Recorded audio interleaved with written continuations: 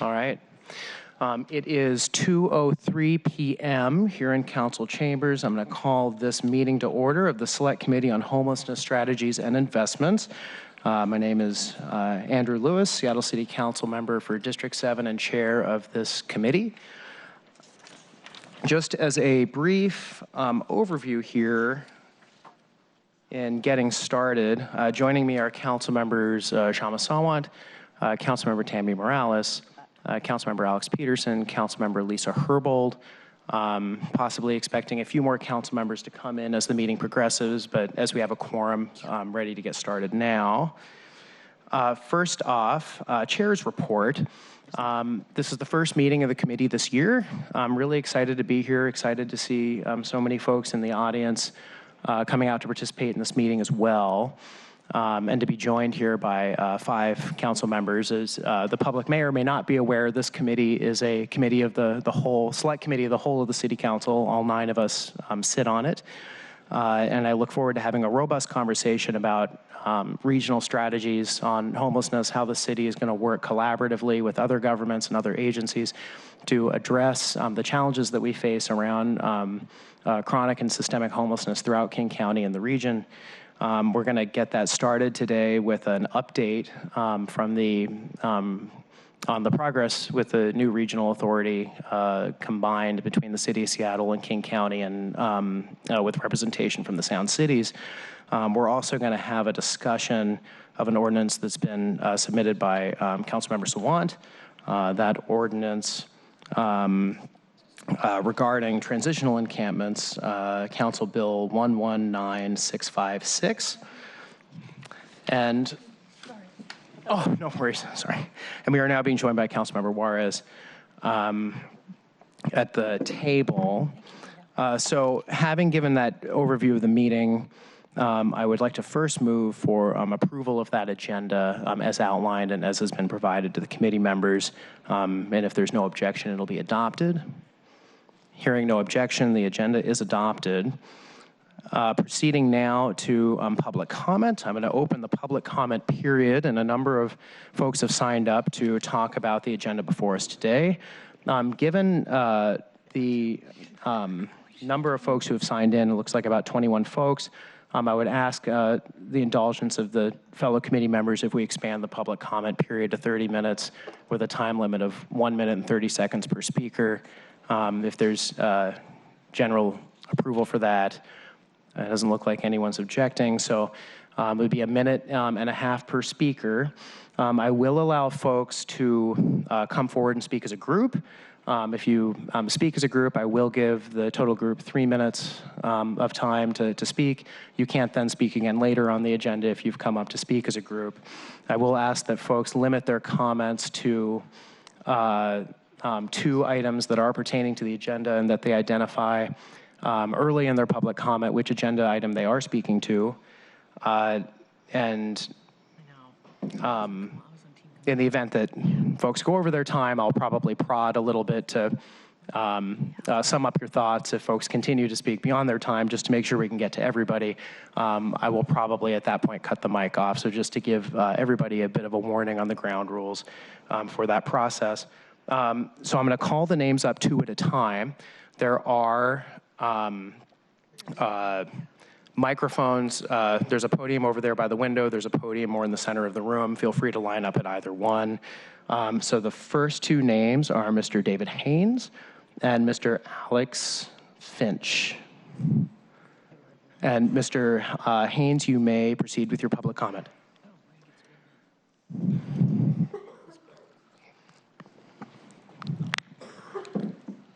Thank you. Is this on? We need an investigation. I don't think this is on, bro. We need an investigation of the 6-figure salary service providers left over from King County Community and Homelessness, hiding within the all home loyalties that buy off the mayor, council, and activists, uses grassroots charades to censor the reality of a homeless crisis that used to be a problem that keeps getting worse because the same people are in charge with more deceptive data. Now, City Council wants to reward Lehigh for Safe Haven, where gentrification of toxic industrial smokestack exhaust on Warren Buffett's Burlington Northern Santa Fe train, pulling overloaded, uncovered coal cars, ruining any semblance of residentially zoned housing, overwhelmed by incessant horn honking every 6 feet, all night, every night, while Sharon Lee's carpenters failed to noise abate and air abate, forcing people to live under the crumbling Magnolia Bridge, splashing street debris and floods onto their heads of the tiny slum village who have to go outside on gravel to get into the tented kitchen. Perhaps the Port of Seattle and the City Council should come to an understanding that congestion pricing is going to occur first on Warren Buffett's train cars, and secondly, on the cruise boats who need to pay more for honking and for the new location at Pioneer Square. Sharon Lee manipulated the data to make it seem like her shelters were more successful by using her outreach specifically to put those people into her places. We need an investigation of the six-figure salaries. I wish there was more time, but I have proof that Sharon Lee's urban Mr. Haynes, your time has expired. May I have 10 seconds, please? No, sorry. 10 seconds. All right, I'm going to turn this give everyone 10 seconds, Mr. Haynes. Council for evidence. No, thank you, Mr. Haynes. Offers 5 showers. Thank you for sharing your thoughts. 4 hours. And then she closes for an hour so they can take a break and get high over in Ballard. And then they're all closed on weekends, so they got 5 Mr. showers Haynes, for thank the you. whole Please have a seat. Population of homeless people on the weekends. 5 showers for 12,000 people. Sharon Lee has been ripping people off for 20 years. And you guys have never held them accountable because you keep trading the integrity of this whole process for re-election support that she pays the activists for. To put on this charade. And Mr. Finch, you now have 1 minute and 30 seconds. Thank you. My name is Alex Finch. I'm a resident at Nicholsville, Northlake, and this is just a letter from Nicholsville. We would like to welcome you to the 2020 council season. This letter regards Council Bill 119656 version 1. That's the new city-sanctioned encampment and tiny house village ordinance that has been under consideration since last fall. Tiny houses save lives. They've been doing so since 2008 when Nicholsville first opened our gates near the Duwamish. They have become a hallmark of providing life-saving shelter while simultaneously restoring dignity and a sense of self-worth in a cost-effective village setting. For this reason, we support the immediate adoption of Council Bill 119656. Nicholsville Northlake Tiny House Village is presently located on city land, and the present lease land expires in March 2020. At the same time, the present city-sanctioned encampment ordinance expires. Our village has operated successfully and has had excellent relations with our neighbors. We pledge to cooperate with the city on continuing this community in either this location or another. There are thousands who sleep unsheltered nightly in our city, and we encourage you to pass this bill with the urgency it deserves. As long as they can be good neighbors, as Nicholsville has done repeatedly over the last decade, 40 tiny house villages would be an excellent method towards helping end homelessness in Seattle. Thank you. And copies for all of you. Thank you. And now Mr. Nichols and Mr. I think it says Chris Brand, although I'm not sure. Bernard?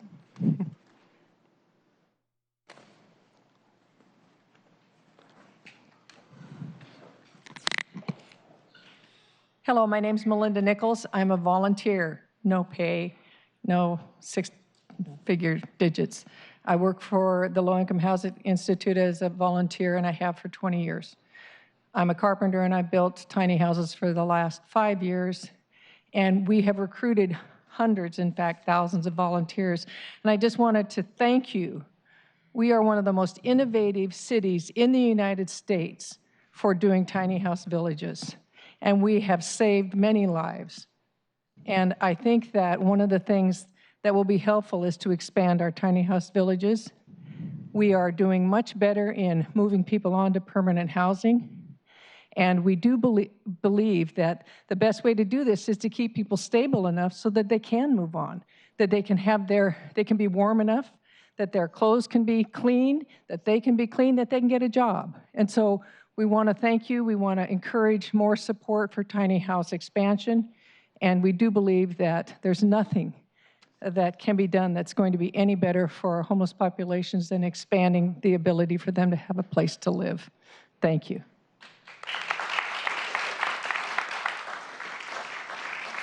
Next up will be Mr. Brand? Sorry.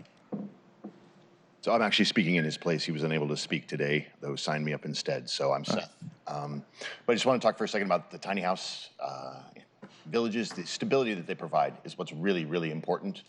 The ability to lock your door behind you, to go to work, to have a solid address to get your ID at. You know, when you're in the gutters or in a tent, it's almost daunting and impossible to think about trying to go and get an ID, nonetheless, you know, food for that day. So the ability to actually have a place like that to access, you know, the resources that Seattle and King County in general has, I know it's fundamental and was for me in getting back up and on the feet. So the villages provided that stability and have been a godsend. So I think more of them, certainly for the amount of homeless that we have here, is a big problem we're all facing and we need to address.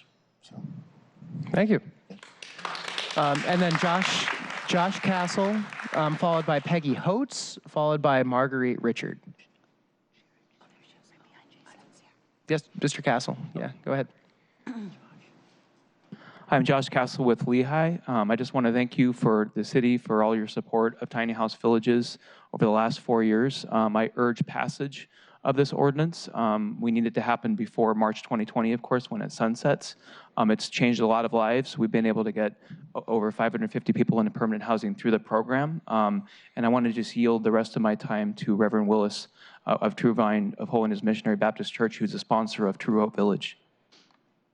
Thank you, Josh and council. My name is Pastor Lawrence Willis, also pastor of True Vine Church. Also, I've been a sponsor and working with Lehigh in the tiny houses for over 5 years. My present past position, I was the program director for the pre-apprenticeship program, which we started building tiny houses together. We did projects together at the KCRHA, at the Safeco Field, 30 houses, working with contractors. But during that time, the church took on the responsibility to sponsor because they seen the importance of having a nice sponsored village and to take care of the residents. Othello Village, which we do sponsor, had 146 people served in 2019, 103 exited, with 62% going into long-term housing. Also, we partnered with the True Hope Village, with the New Hope Church, which we had 106 people Sorry, served. so your time has expired. I'm sorry. And also, we had 60%. And so I'm in sponsorship and working with the city, and thank you for serving us. Thank you, sir.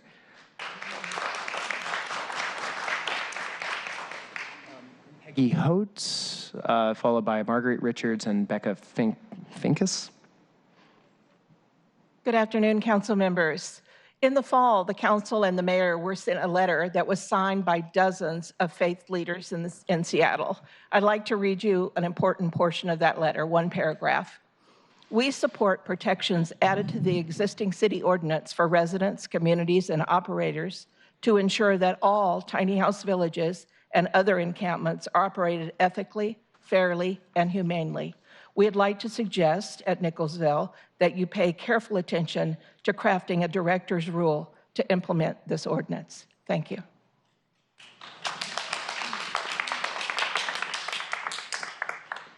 Yes, I'm Marguerite Richard, and I've come down here many a time speaking out on behalf of those that are unable to help themselves.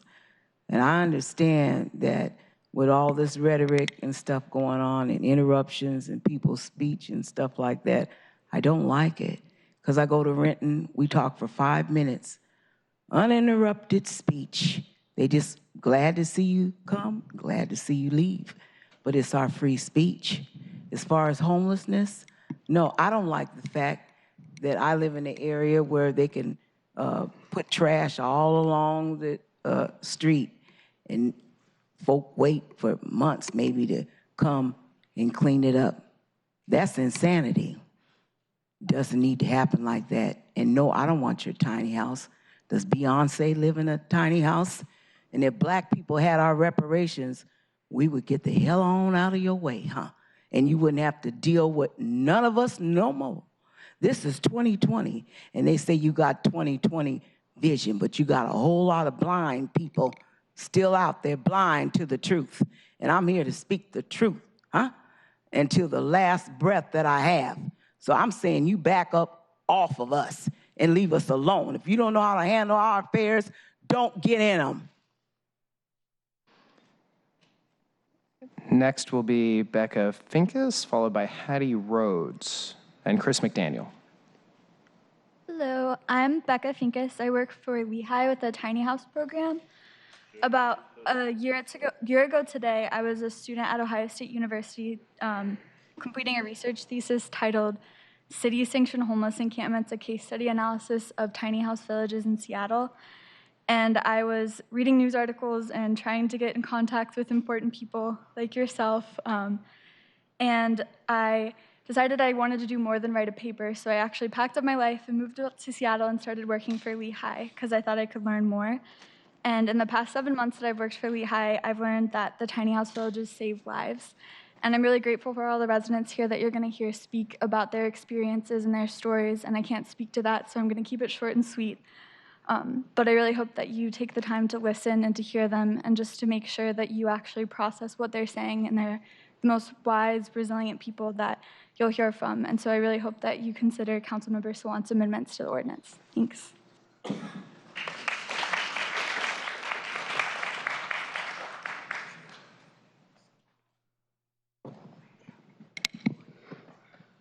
Hello, my name is Hattie Rhodes. I am a resident at the Georgetown Tiny House Village.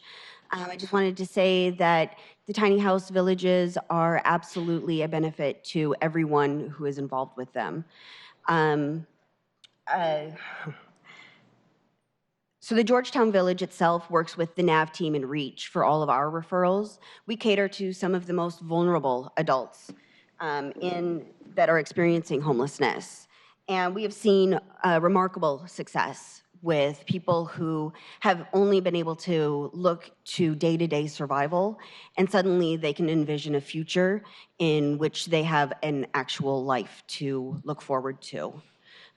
We do that right now with 1 full-time site coordinator and 1.5 case managers. We could do so much more if we just had a little bit more. The other thing is that we receive phone calls every day wondering how people get in. If we had this ordinance to have more tiny house villages, we would have so many more opportunities to direct them into having their own tiny house. So thank you very much for passing this ordinance.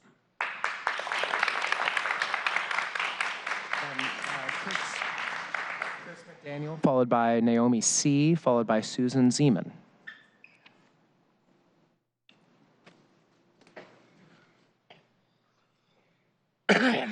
Thank you for letting me speak to you. I live at Georgetown Tiny House Village also. I've been homeless now for 3 years. It's the first of this month. And, well, you know, my health is failing. I've got a leg problem. And so I can't work. And I got no income. And, you know, I didn't know what to do if I didn't have this. I mean, I'm a lifetime Seattle resident. I got Googled. You know, they moved into my neighborhood and prices went through the roof. You know, it was still a 120-year-old apartment building, but all of a sudden now they wanted $1,500 a month. Tiny house villages, you know, it gives somebody a decent option because the shelters they're a madhouse. You know, if you really need to finance them, you've got to have a better option than what's been. You've been doing it for years and years, and there's more homeless people now than there ever was. Thank you. Thank you.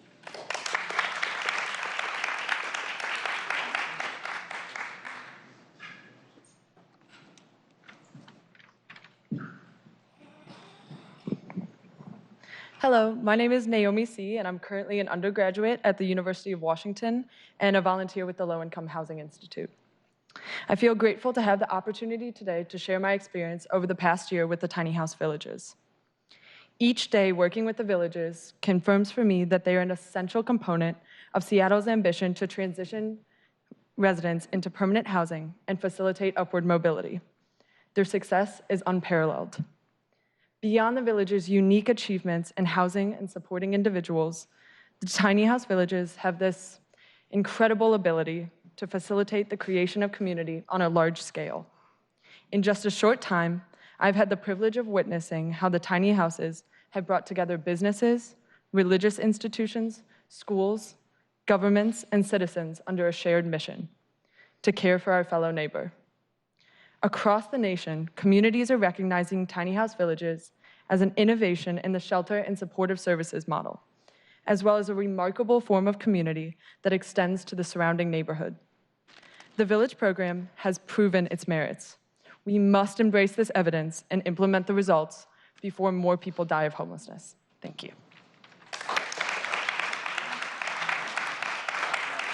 Susan Zeman, followed by Cassandra Gaspard and Ian Gardescu. Hi, I'm Susan Zeman. I am not going to talk about why we need more tiny house villages, because we have a lot of speakers here who are able to address that more eloquently than me. And besides, you already know why we do. We need more tiny house villages because we don't have enough affordable housing. We don't have enough supportive housing. We don't have enough workforce housing. I want to talk about my experience as a comfortably housed person. I live in Southeast Seattle near the Othello Tiny House Village, and having that village nearby gives us in the community an outlet to help in real and practical ways with this really intractable problem. It gives us a way to connect. It is, in fact, a community building opportunity for the whole neighborhood. It's not the most important reason to support tiny house villages, but it is one reason. Tiny house villages connect us, and we need more of that.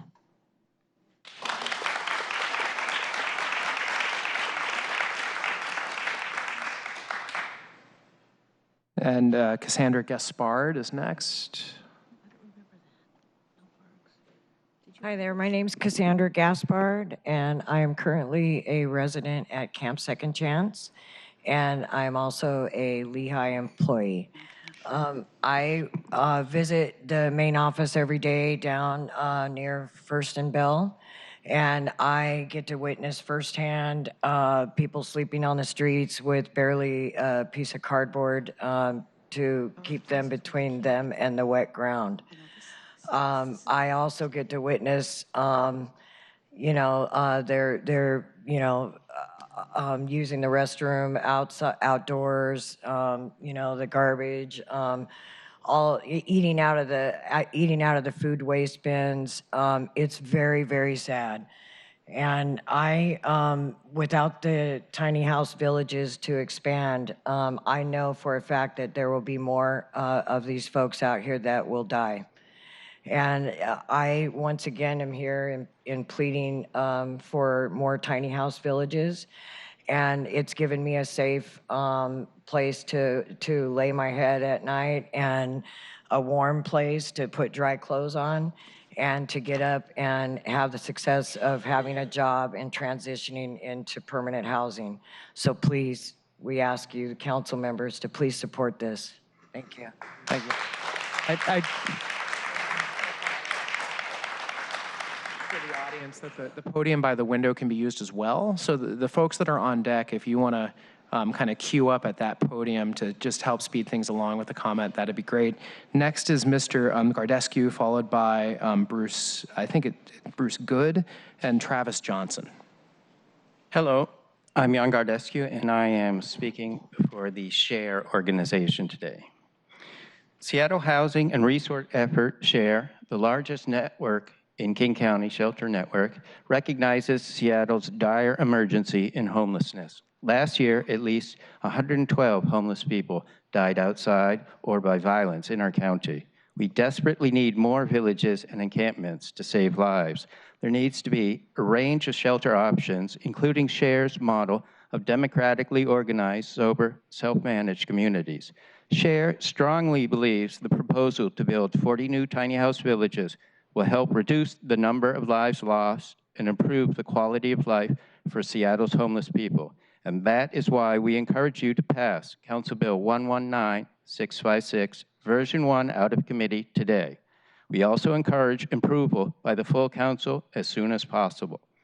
Last October, dozens of faith leaders came out in favor of this concept. They also said, We support protections added to the existing council ordinance of residents, communities, and operators to ensure that all tiny house villages and other encampments are operated ethically, fairly, and humanely. They had an excellent point. We believe these crucial matters can be addressed in your director's rules once this ordinance is passed. It is imperative that you act before the present ordinance sunsets in March 2020. Thank you.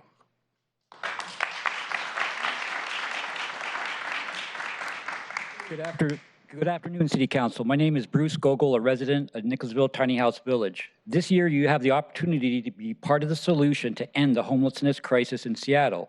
It will require understanding and determination to do so. One of your greatest resources will be public testimony. Testimony that is not gauged by the color that it wears, but testimony that is factual and honest. With understanding comes clarity, which will guide your determination. I urge you to listen to the people that your decisions affect. Nicholsville supports the tiny house ordinance presented today as soon as possible. The details of allocation, prevention of monopolization, and management of tiny house villages can be worked out later. Neighbors for Nicholsville has gathered over 500 signatures in support of Nicholsville Tiny House Village. Imagine what can be accomplished with 40 neighborhoods that give the support like ours. Thank you.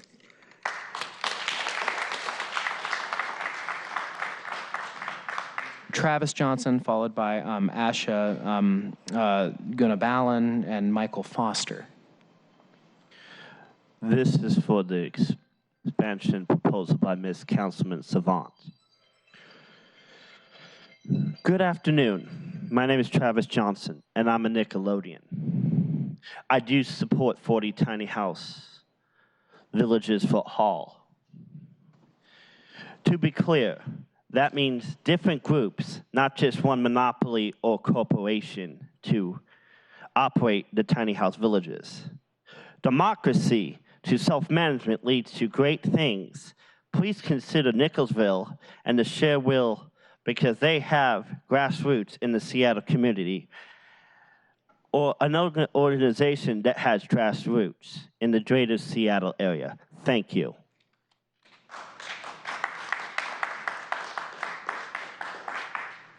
Hi, thank you for addressing this issue.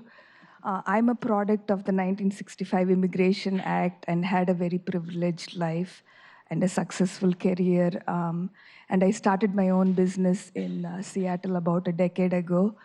I lost my business and landed up into homelessness last year when I didn't have any family around me, and I ended up in Fremont in my truck, and it was pure hunger that drove me to search for free food, and I ended up at the Elizabeth Gregory home. And from that, I stayed in that shelter for about 12 days. It was very difficult, and through a series of good fortune, I landed up with the Catholic Community Services and their rapid rehousing program. And without them, I don't know where I would have been. And I'm not sure I would have been here. So I studied in college Psych 101, Maslow's hierarchy of needs. Without basic needs, you have nothing. And if experience is the true test of what makes things work, I can tell you that we analysts and people who have it really good do not understand it. It's a basic right. Please support all the tiny homes. Thank you very much. And next, Michael Foster, Kyle, I think it's Kyle Malone, Teresa Holman, and Lonnie McMurtry. And if folks could please line up at the mics when you're on deck, that'd be great. Thank you so much. Thank you so much. I'm Michael Foster. Thank you for this action. After so many years of failure to act, I am for tiny homes. They work. I'm really happy to be neighbors with a tiny house village. I love it. Shelter is a human right. It's a shame when neighbors don't have shelter. A shame for those of us with beds. These tiny house villages are actually greener than my home. I'm a climate activist, and I gotta say, I'm really jealous Sometimes when I look at the structures and I think, you know, climate emergency means our population is going to mushroom here in the Seattle area, as we're one of the least affected areas in the country, and people are burned out of places like Paradise and the flooding in the Midwest over the next few years. So we're going to need every single tiny house, every single solution we can come up with for housing. CBS News just reported that we may see the end of the 30-year mortgage. If you take out a mortgage today, when will you pay it off? That's not a good investment, and you probably won't be able to keep insurance on that home. So thank you for your bold leadership. We cannot do too much today.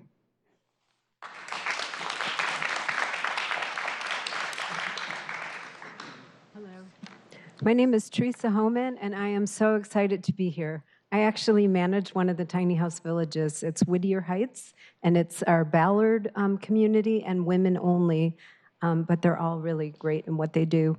I love this program because the tiny house villages seem to me, having worked in permanent supportive housing for 8 years and now switching over to the shelter side, it seems to me that they're cost-effective.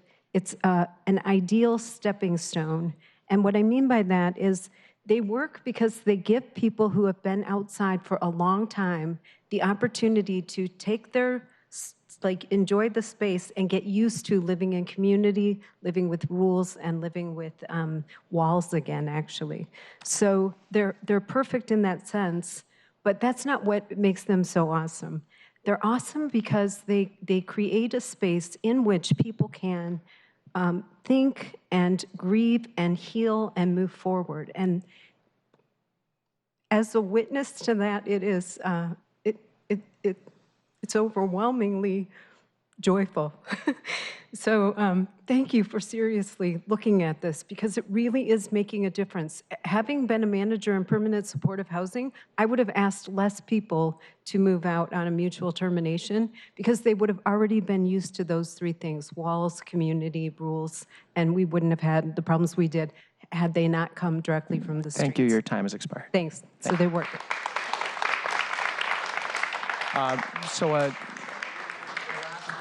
A last call for the two remaining folks, Kyle Malone and Lonnie McMurtry, if you're still in the room. We on? Yes, sir. I'm Kyle Malone. I will just speak about personal experience. There's a lot of good facts, but I have a traumatic brain injury, and that has caused me a seizure disorder. And so it's extremely dangerous for me to be on the streets, especially on a night like last night. I don't know what I would have done. I tried at Tent City, better than being on the street, but it's still not the environment that I need to be in to stay away from, alcohol, weapons, people that I just don't need to be around. When I found Camp Second Chance, I was welcome in. They knew about my seizure disorder. They didn't run away with it. They helped me deal with it. Most everyone there knows that I have it. They get me to the hospital quick if that's the case. They've taken great care of me. On the light side, we do have fun there. We cook food for each other. It's a little community. I see no reason why this should be stopped. This is the best thing I've seen in treating homelessness. I haven't seen anything like it. 3 different states being homeless. Thank you.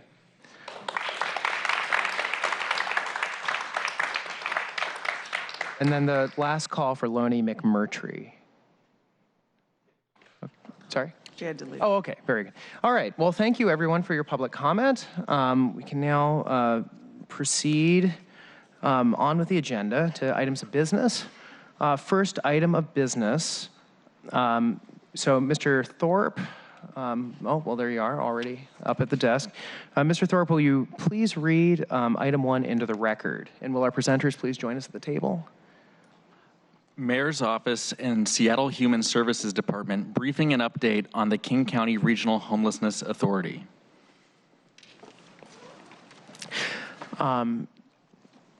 Thank you. So we're being joined at the table by Tess Colby from the Mayor's Office. I believe we're also being joined by Director Johnson. We've actually not had the privilege of meeting yet, so it's good to meet you in person. Before we begin our presentation, can we just do a quick round of introductions from the presenters? First, I do want to acknowledge that during the public comment period, we were joined by Councilmember Strauss at the table. Thank you. And so with that, I'll let our presenters introduce themselves. Tess Colby, Office of the Mayor. Jason Johnson with the Human Services Department. Hello. Thank you, and thanks for joining us here for this discussion. We're also joined from Central Staff. I'll let you make your introduction. Jeff Sims, Council Central Staff. Great.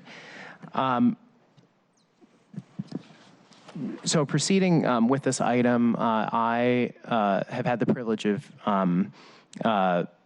being recently briefed on the progress that's being made with the Regional Homelessness Authority, the appointments that we made on January 6th as a council and our delegation to that authority, which will be myself, Councilmember Gonzalez, and Mayor Durkin. My understanding is that we still don't have an idea of the entire membership of that body or an official first meeting yet, but mostly just wanted this to be an opportunity for the council members to ask similar questions that I got an opportunity to ask at our previous meeting. Just get kind of a general update on the roadmap of kind of where we are headed in the immediate and medium-term future and even the long-term planning of the regional body, and then just open it up and give my colleagues an opportunity to ask any additional questions that they would like to pursue. Sure, absolutely. So Jason and I are going to tag team a little bit on the presentation and likely on the answering of questions as well. So just to begin this a little bit, I want to do just kind of a quick reminder of what the governance structure looks like. I think you all got a version of it. Yours is very small. I apologize for that. I have a larger one, which I could share with you. Just remind everybody what the ILA, the interlocal agreement that you all approved at the last council meeting in December, really provides for in terms of the overview and governance of the authority itself. So within the ILA, it provides for a two-tiered oversight structure. So the first level of that structure is the governance committee. And as Councilmember Lewis just described, the governance committee is comprised primarily of folks who are in elected office, as well as three members of three representatives of folks with lived experience, either those who have immediate lived experience or who are working with and representing folks with lived experience. And by lived experience, I mean lived experience of homelessness. So yes, indeed, City Council and the Sound Cities Association have identified their members. My understanding is that King County, if not today, will be doing their selection shortly. And we are still working the continuum of care is helping with the identification of folks with lived experience. So the goal is to have all 12 members in place, at least identified as quickly as possible. Some of the first actions that the governance committee will be responsible for will be, in fact, the one of the sort of largest responsibilities will be in nominating and seating the second level of governance, if you will, which is the implementation board. And so there is we are certainly feeling pressure and excitement about moving forward with the governance committee. Yes, Councilmember Herbold. Thank you so much. Just a question about my understanding of the governance board, where our goal is to meet end of January, February, and we also have the All Home Continuum of Care Board that is working to identify, as you mentioned, 3 individuals to serve on the governing board to represent their lived experience. Is it your belief that the governing board will have its first meeting without those individuals, since the governing board, I believe, appoints those individuals. They're nominated by All Home, but Actually, it's going to be not All Home, but the Continuum of Care board that actually seats those individuals. So They do, what they're okay. going to be doing is working with organizations that will essentially make the nomination to the Continuum of Care, and then from there they get seated. okay, I was So under the impression that the governing board had a role Governance committee does not have a role in seating those members, those folks with lived experience. Sort of in the same way the governance committee as a whole does not have a role in, say, seating any of the elected officials. I'm reading information that says they will be confirmed by the governing committee, but that's For the implementation board, that would be correct. Implementation board. not for the governing committee. Okay. It's that two-tiered structure that I think will take us all a while to get used to. It's okay. Okay.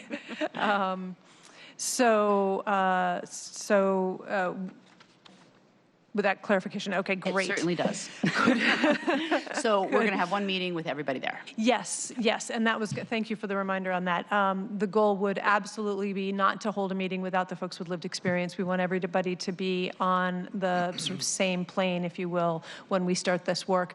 And in terms of, Councilmember Herbold, the timeline that you just described, end of January is not going to happen, just because we're midway through January.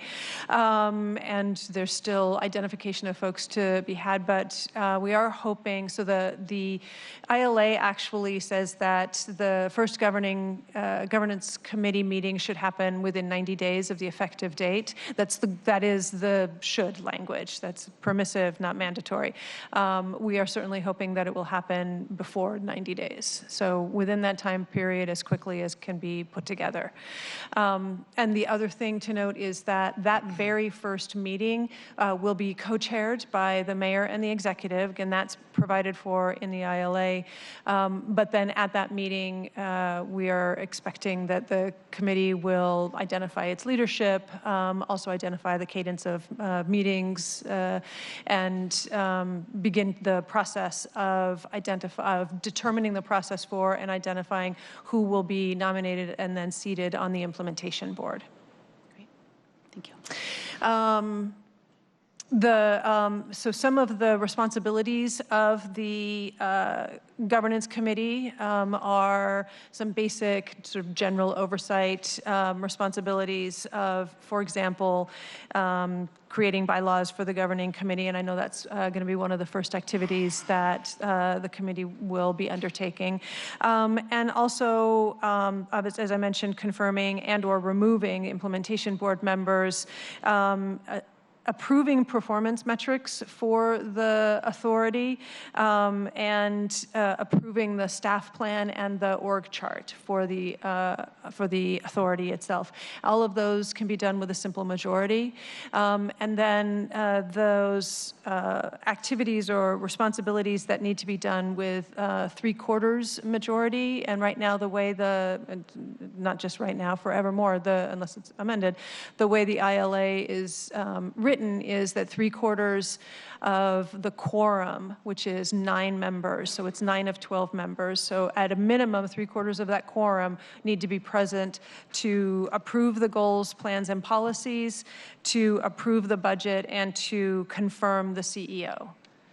And then removal of the CEO has the highest standard for voting, and that requires an affirmative vote of all 9 members. So moving on to the implementation board. Yeah. I just want to flag a part of the discussion last year as it relates specifically to the changes that the governing board can make as it relates to major amendments to the budget, as well as plans, policies, and goals for those amendments to prevail. And I believe that the preference of this council is not in conflict with the adopted ILA language.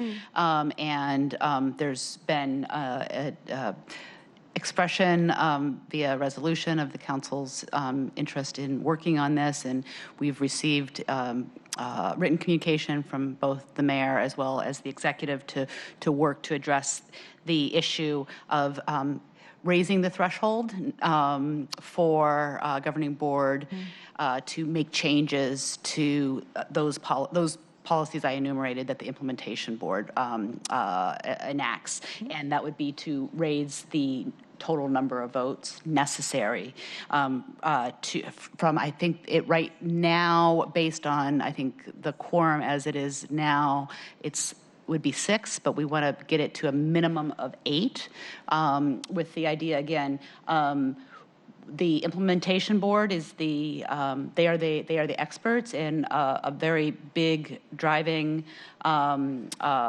goal of the regional body is to enhance the decision making of people with expertise in the field and who are somewhat insulated from public pressure, political pressure to do things that may not be considered best practices.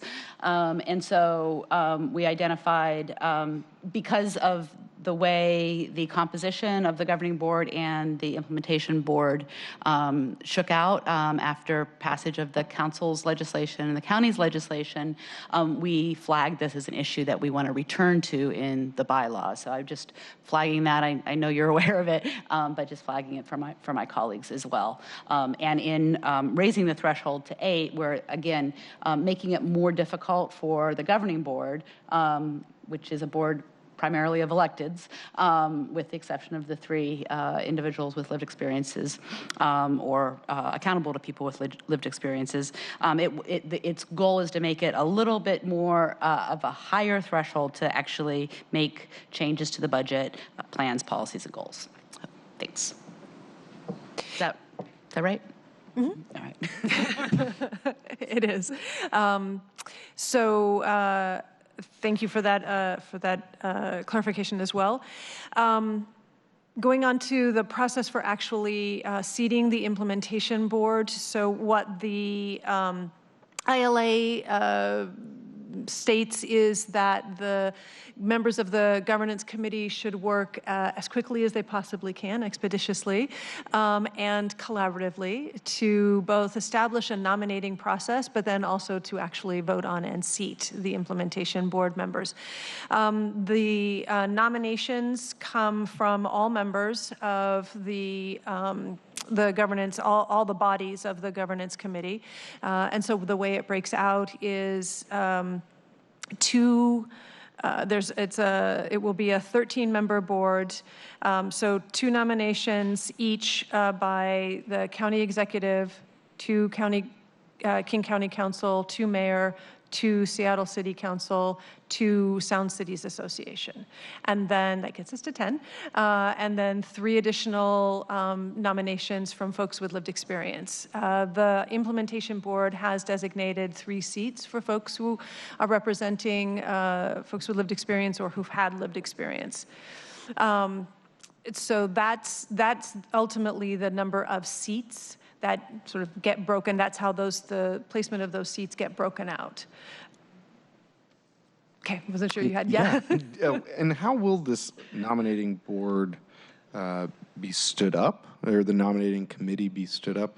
What are the criteria for selecting each of the skills and expertise specified in the ILA, and how long will it take to have them fully seated on the implementation board? Those are all really excellent questions that I think we are still, and when I say at this point, when I say we, the county exec staff and the mayor's exec staff are working together to come up with a proposal that we think we can take to our bosses and then ultimately to our respective councils, to the SCA and to the continuum of care for how that might happen, because the ILA left that all extremely open. Right. What it says is create a nominating process. And so what we would like is to be able to offer for consideration a process that would identify what that nomination process will look like. My in terms of the process for actually identifying who might be interested in the implementation board, I can say that it will definitely be our recommendation that that be an open process. And again, how actually that gets implemented is yet to be determined, but that would be the recommendation, that it be an open process. Treated in the same way as we treat other kinds of citizen committees. Beyond that, I don't have very good specific answers for you yet on what the timeline for that looks like. Jason is going to talk to you a little bit in a minute about the CEO recruitment process. And again, the sense of urgency that we all have around making sure that we both have an implementation board seated and feeling confident enough then to work with the governing committee on that recruitment process, because we would really like to get the CEO in as quickly as we possibly can, because from there begins sort of all of the organizational structure and the staffing work that needs to be done. I can say that we share, or at least I personally share, your sense of urgency. So if there's anything that we or I can do to assist you, I am still, when you come to have this criteria formed and the process formed, I'd love to chat further. Yeah, thank you very much. I will flag that the interlocal agreement makes reference so that the nominating committee is reflective of the membership of the governing board. So you would have the city and county councils also, and the Sun Cities Association part of that group. So the council can also be part of conversations on how to begin convening that nominating committee and the processes in the same way that the mayor's office or the county executive's office can. Mm-hmm. Absolutely. Okay, continue.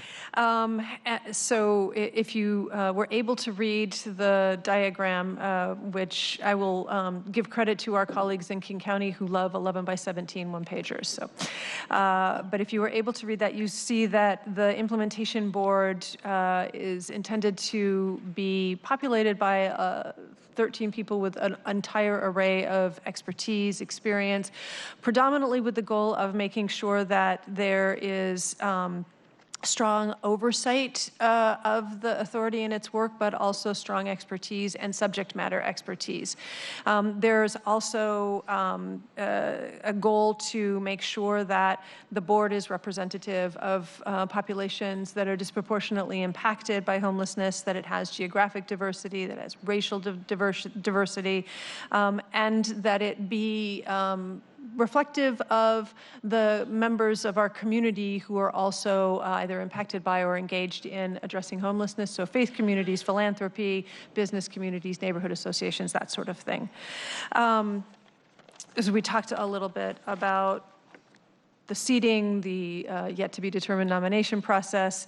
The implementation board has the sort of general authority that you would think of as any normal board of directors of a nonprofit, for example, would have. So that's developing policies, creating their own bylaws, doing annual reporting. So there's an annual performance report and an annual funding allocation report that will be given to the governing committee. The last thing that I want to mention and to remind everyone, because I know this came up quite a bit in our, as we were going towards the process of creating the ILA, is the budgeting process. At the end of the day, the budgeting process for the authority's budget request will look very much like the current budgeting process that you all go through and experience with the current homeless services budget, which is to say the authority will do a draft budget that will go through the implementation board. So the first level of dialogue back and forth will be between the authority and the implementation board. Once the implementation board approves the budget, that will go to the governing committee for additional approval, so they'd be making their recommendation. That then would be the final budget that comes to CBO, to the mayor's office, and get ultimately included in the mayor's budget. Intermingled in all of this is the same level of dialogue that CBO in the mayor's office currently has with, for example, the Department of Human Services, that same back and forth and that same dialogue. So we would expect to have that so that there's no surprises. What we want is the authority to be successful. We wouldn't want the authority to just submit a budget that bears no resemblance to what the mayor's budget is going to look like, or more importantly, the dollars that will be available. So this will be new for all of us as we go through this for the first time, and that first time will likely, we'd thought that it would likely be for the 2021 budget, and that is going to be highly dependent on the seating of the hiring of the CEO and whether or not that CEO is in place in time to be able to really start through that process. So, Sorry, Councilmember Peterson. Yeah. Hi. Do you think that we'll definitely have something from the regional authority by the fall of 2021 for our budget process, which would then start spending the money January 2022 for programs? Oh, yes, certainly. Okay. Certainly for the 2022 budget. Okay. Yes. It's only the 2021 budget, so which means that they'd have to start this year. That I think there's questions about whether or not that would continue through the same HSD process, which is feeling somewhat likely, or whether or not that would end up being, for example, a hybrid between HSD and the new CEO. It's a question of timing. Okay, but fall of 2021 to implement January 2022. Yeah, Okay. Jason will talk about this a little bit more, but the anticipation and our expectation is that the authority will be fully up and running, fully staffed, fully operational on January 1, 2021. Thank you. So the last thing I'll say is just about the continuum of care. Right now, All Home, the continuum of care board is administered by All Home, which is to say also it's administered by King County. And the way it is envisioned in this new structure is as an advisory committee to the implementation board. And that advisory committee then would serve as the federal continuum of care board. And remember that the continuum of care board's primary job is to meet the requirements of the Department of Housing and Urban Development, the U.S. Department of Housing and Urban Development, when it comes to the award of their COC funds, previously known as McKinney-Vento funds. And the current COC board is in the process of amending their charter to better align with the interlocal agreement and determining a process by which they will also change their membership to better align both with HUD's standards of having a more diverse COC board, one that is more representative of the community at large and less sort of focused on providers, and that also, again, sort of aligns with the needs of the authority. And that is my intended to be brief overview. Not so brief. Thank you. All right, thank you so much. Any final questions for Ms. Colby, Councilmember Strauss? Yeah, I just see in the memo from Jeff, thank you very much for the detailed memo, that the staff will be co-located in late 2020. Is there any way to speed that up, or is there I guess, also what is the background on why we need to wait so long? And I will hand that to Jason. Yeah, so again, Jason Johnson with the Human Services Department. Thank you, Tess. Thank you, Council. Good to be with you. So I've been asked to offer two updates, one on co-location and one on the recruitment process for a CEO to the regional authority. As part of that co-location update, first, there is much to be done while we stand up a critical governance infrastructure for the regional authority. There is work that cannot wait for all of those boards to be seated, for bylaws to be written, and for that governance structure to be in place. There is some work that needs to be done now, and work that, quite honestly, began at the end of 2019. And in order to do that, absent boards, absent a CEO, Leo Flor from King County Department of Community and Human Services and I, with Tess Colby and Shannon Broderick out of the County Executive's Office, have stood up a structure of a leadership team and a variety of different work groups. And these work groups, as well as the leadership team, are made up of employees from both King County DCHS and HSD. The leadership team also has representation from the Seattle Office of Civil Rights and King County's ESJ office. It has people with lived experience, as well as employees from and leadership from the two departments. So that leadership team is in place. They meet every week, every Monday afternoon, and they are the group, the body by which information and decisions are moving through at this point. There are also 4 work groups created, and staff, employees from both HSD and DCHS, as well as, where appropriate, from the mayor or exec's office, and people with lived experience are participating in each of these work groups. One is related to co-location. So this is a work group to move through the details of what it will take to move teams from 3 different locations into 1 location at the Yesler building. There's a work group on program migration. So this is a work group focused on how we continue 2020's important work, but also start to envision that work looking different. And finding areas where we can merge efforts between the city and the county now, and where we need the new regional authority to be up and operational in order to make change. There's data migration. So right now, we use the Homeless Management Information System at both the city and the county, but we use data in different ways. We have different reporting requirements. We have different means of communication and stakeholders that we communicate with. And so we need a work group in place now to start thinking about data migration and how those data, both the requests and requirements and the data functionality can be consolidated into one. And then finally, all of this work is centered on a very clear theory of change. And so there's a work group helping us better understand the equity-based decision-making tool that will be in place when this regional authority is stood up. It's helping to ensure that the theory of change is ever present as any of these work groups are doing their work.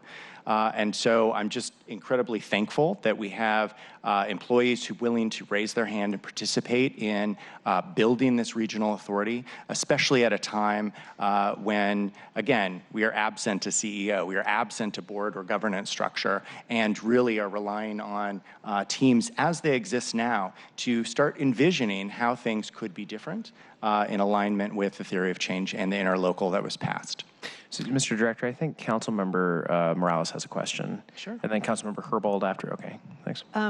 You mentioned the HMS information gathering system. Can you talk about the changes that will be made in that process for data collection as it relates to racial equity? Because I know that there are concerns that the way data is collected is disproportionately impacting the ability of people of color, particularly Native Americans, to access some of our homeless services. Yeah. So that's a body of work that's currently underway. And there is a group of experts in the data space, as well as program staff from both HSD and King County DCHS who have been working on that issue and continue to do that work. That work will not be part of what the data migration work group is looking at. They're really diving into some functional detail just about how quite honestly, about where staff will be seated, how people will still have access to the database. They're doing an inventory of what kind of reports are required at the city as well as at the county, what the timing of those reports are, and trying to work through those kind of functional details. But the work to be more equitable in both the collection of and use of data is something that continues to be looked at. Councilmember Herbold? Sorry. If I just added one thing. So Councilmember Morales, I think part of what you're also talking about, I said Morales. Oh, I said Juarez. She just said it correctly, No, I'm which I sorry know about people that. aren't used to No, I hearing. apologize. I'm sorry. Thank you. I appreciate that. No problem. No, it is new. It's the beginning of the year, but no, I'm not doing that.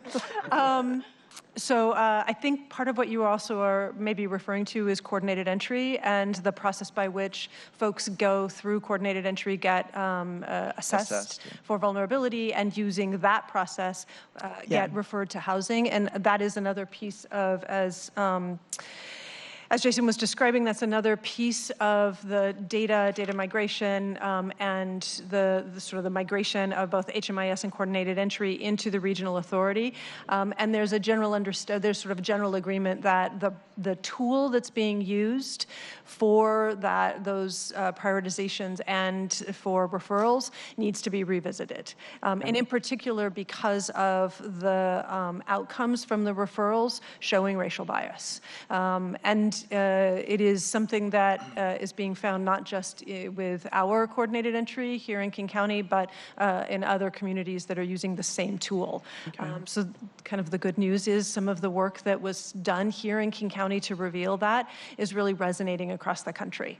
But know that that's being addressed. Thank you. You're welcome. Could you add in how HSD is currently utilizing measuring length of stay and the prioritization tool relative to the tool score, the VI-SPDAT score, and how much each composes your prioritization? I don't think I understand. I understood that that HSD has been in the process of maybe 50%. I don't actually know the percentage. That's what I'm asking. Of your prioritization would rely on your score on this tool, which is called the VI-SPDAT, whereas another portion of it would rely on how long you've been homeless. Is that was at least being examined, and that there was a consideration of changing those relative balances in order to address the racial inequities that our coordinated entry system would be. Would create if we only relied on the VI-SPDAT. Yeah, so I'm happy to follow up and make sure you have that information. Okay. All right, Councilmember Herbold. And just a finer point, just so I understand your question, there's concern that that the VI-SPDAT, is that it? Scores are resulting in low prioritization for people of color who may not be considered highly vulnerable, but they have been homeless for a very long time. And so we wanted to explore whether or not we need, in interest of promoting racial equity outcomes. Yeah, the staff of the Human Services Department have gone deep into the data and what they believe it means. So I'm happy to provide that information. I want to just return to the staff transition process. Yeah.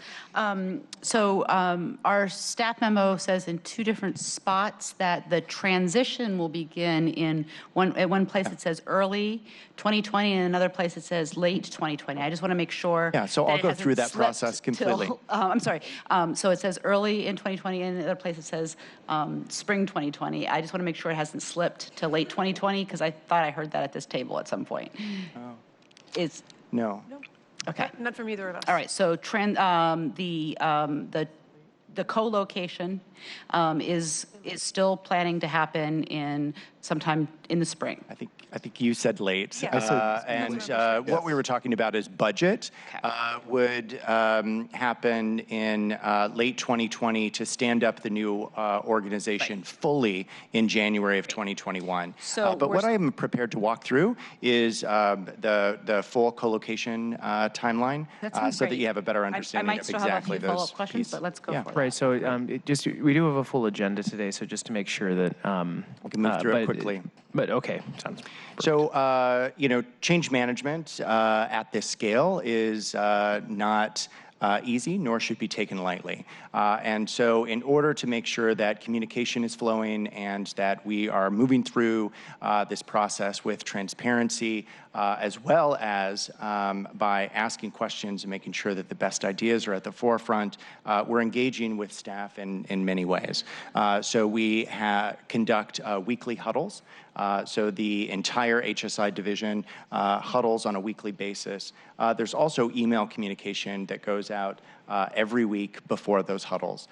So this is an attempt to get information as well as communication out to each employee at the Human Services Department. I facilitate a biweekly HR meeting. This is a meeting where HR professionals from the city and the county join with the city attorney's office as well as the mayor's office, leadership from HSD and DCHS, and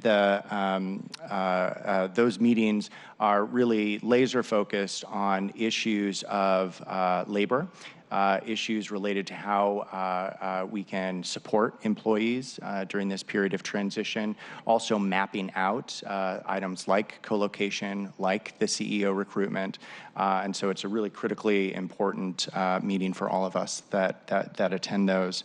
And then we have our city attorney's office as well as the Seattle Department of Human Resources continuing to look at benefits, making sure that when a transition to this regional authority occurs, there is comparable salary, benefits, pensions in place to help support employees in the manner by which they're accustomed to being supported at the city and the county.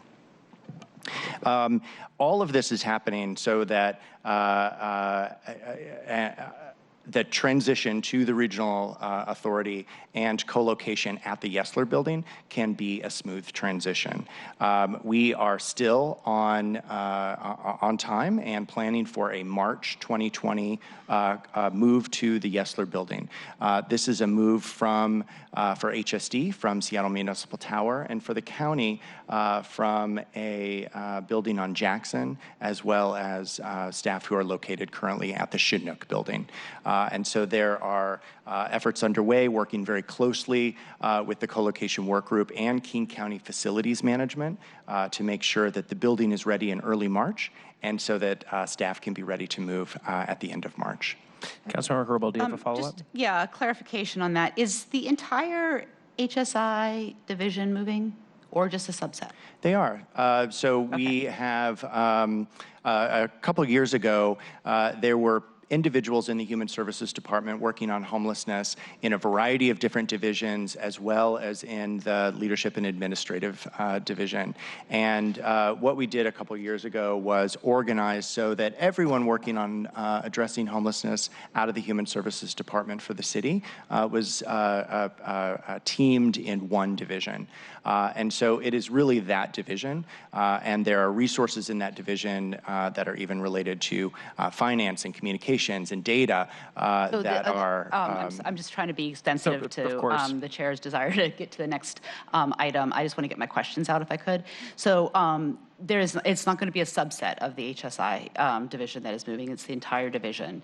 The entire division is co-locating. I'm sorry. Is being co-located. After a CEO is hired, they will submit a staffing plan, which will further explore what different roles and responsibilities are needed at the regional authority. So the reason why I'm trying to get my questions out about this is that I'm hearing that there's a lot of speculation already about which positions are going to be eliminated. And if the co-location isn't going to happen until March and we're not getting a plan until, I think the memo says, either a supplemental in 2020 or with the mayor's proposed 21 budget, I'm just curious as to, I mean, the speculation may not be true, it may not, it's third-hand information. But if it is true, I'm just trying to understand how that could happen, given that the entire HSI division is being relocated, co-located, and we aren't making final decisions about who will stay with the regional authority until much later. I'm just trying to is there something happening that we all should be aware of? No, you accurately described exactly what's going to occur. There's going to be a co-location period that begins in March of 2020. Then after the hiring of a CEO, we will begin what we're referring to as a loaned period. This will be a period by which there is matrix supervision, where day-to-day operational decisions are made by the CEO of the King County Regional Homeless Authority. But there will also be existing lines of authority back to the city and the county. It will not be until until the 2021 budget is passed in November for January 1, 2021, when positions, the position budget, and those pockets actually transition fully over to the regional authority. So this is a multi-phased move that starts with co-location. That begins to transition to more of a loaned or matrix supervision phase once the CEO is hired, and ultimately in January moves to the full realization, fully staffed by the regional authority. So, Councilmember Sawant, do you have a question? Not exactly a question, but just a request. I mean, we have the presenters for the next committee here sitting for a long time, and I was not planning to be here till 6 because I have other issues also to get to. If this item is going to go on for significantly longer, can I request that we do the item number 2 and then come back to this? And also just, just some feedback. I think we've really talked for a long time about the structure of this regional body. And you've used the term co-location a number of times, and the most substantive question was, what is going to happen to the positions? And I haven't heard and maybe you're not ready to answer that question, but I just feel like belaboring just the details of this committee is not going to help. There's not been one point made about what is this regional body actually going to do about homelessness, and maybe that was not the agenda point you were going to discuss, but just in the interest of the people who've come here for the most substantive issue in today's committee, which is the tiny house villages, just actually providing some service. Just a request. Sure, no, understood. And I would like to move the agenda along, but I want to make sure my colleagues also can ask all their questions about the authority that's coming together. It's going to be a big regional investment. I think it warrants some more time on the agenda. I too would like to get to respect our presenters' time on the next item, which is Councilmember Sawant's extremely important ordinance that we're going to consider. I just want to make sure while we have all the principals here, we get the questions of our colleagues out. I think we're probably getting close to the end, but thank you. Councilmember Juarez. Thank you, Chair. First of all, I want to thank you guys, Jason and Tess, thank you. We've been working on this issue. It started in the Regional Policy Council back in June or July. So why I understand Councilmember Sawant's point about the time that we've taken. I want to point out that we spent 90 minutes on a resolution that we didn't even pass. So just holding that point aside, I want to give you all the opportunity, because when we started this in July of last year, we went through all these different positions and laboring and reconstructing. We thought we had it together. Right before Thanksgiving, it changed again. It's the first time that we've had a county response to homelessness. I think it's important to point out. Started with the city, now all of a sudden it's a county response, and now we have our governor saying, oh, it's a statewide response.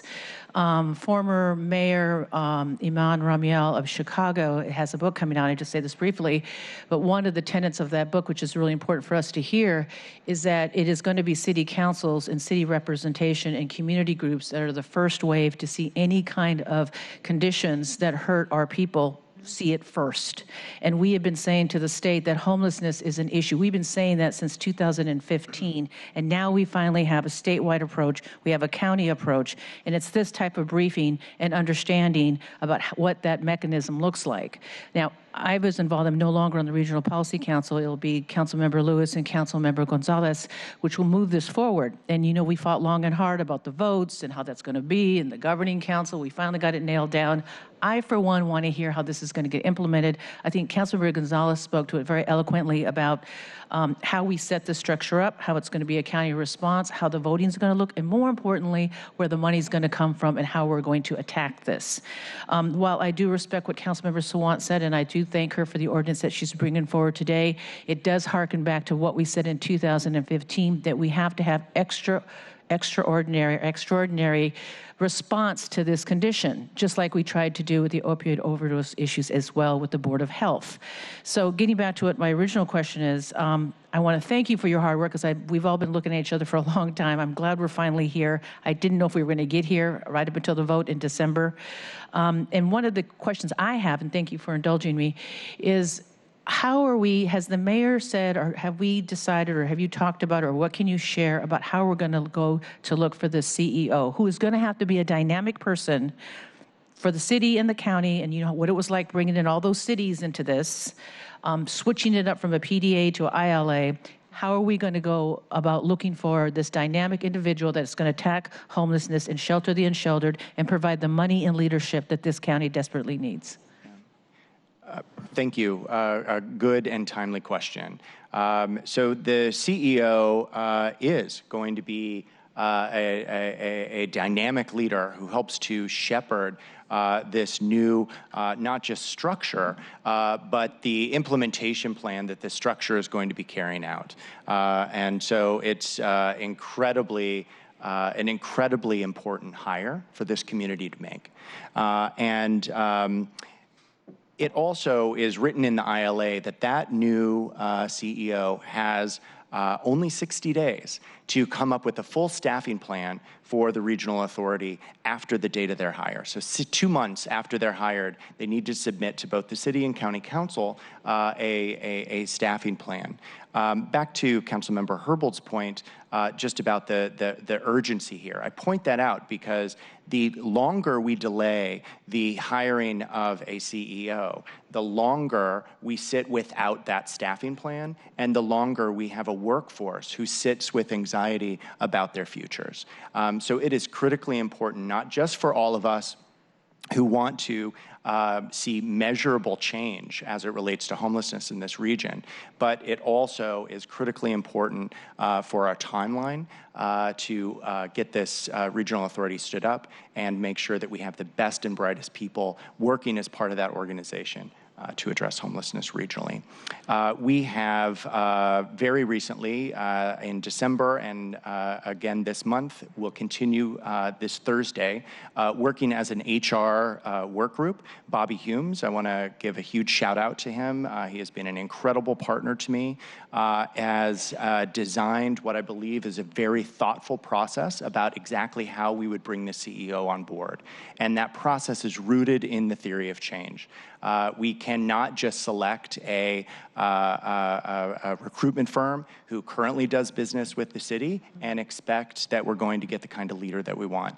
We want to make sure that we're selecting a recruitment firm that is grounded in equity and that can carry out the theory of change as proposed in the regional authority.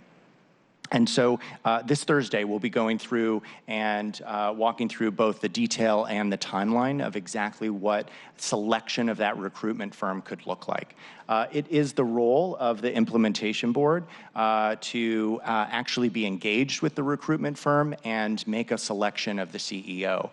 So there's only so far we can take this as staff, but what we want to ensure is that that firm is ready to go.